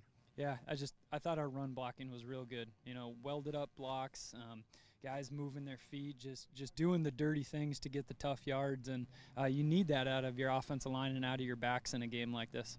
Now let's go back to the second quarter. Talk about the kickoff, kind of the trick play, the handoff, the reverse. Just to talk about that. Whose call was that, and working on it, perfecting it to get it for game time situation. Yeah, Coach Ambrose had that one ready for us. Practiced it a couple times this week. Thought it might go, and ultimately what we knew we needed is good field position, and just trying to find ways to do that. So huge play for our special teams. Especially when it felt like momentum was going to go their way, snatched it back quick, and big play for our special teams, big play for just our team. I heard you touch on it a little bit in that the post-game huddle. Obviously, you're going to enjoy this. You're proud of the victory, but you got to move quick because now it's the real season playoff time. Yeah, for sure. You get 24 hours. That's the rule, right? So we're going to party tonight, enjoy it tonight, and then back to the film room Saturday. And with that buckle up here, going up against to Watford City in a Jim Dooley type of offense. Yeah, so I'm going to have late nights this weekend. This is what you're telling me. We got Dooley. It's Watford for sure? Yep. Okay. Yeah, then that's what it's going to be. We've the last time I played against him, I think it was 2016, and that's a bugger of an offense. So it'll be a lot of work, a lot of install, and a lot of prep for our kids throughout the week. Eric Burgad, head coach for Kindred, congratulations on the victory. Good luck moving forward into the playoffs. Yeah, thank you. Thank you very much, Brady Siebels, here on YourLiveEvent.com, as we'll continue with more after this and put a bow on our post-game report here in Kindred. Buying and selling heavy equipment at PurpleWave.com saves time and money. We handle all of the details, including pictures, videos, marketing, titles, and payments. It was almost immediately over the top with the customer service. I've just never ever experienced that before with any other auction service. They're constantly working for me as the seller, and I really like that. Purple Wave Auction is straight, simple, sold.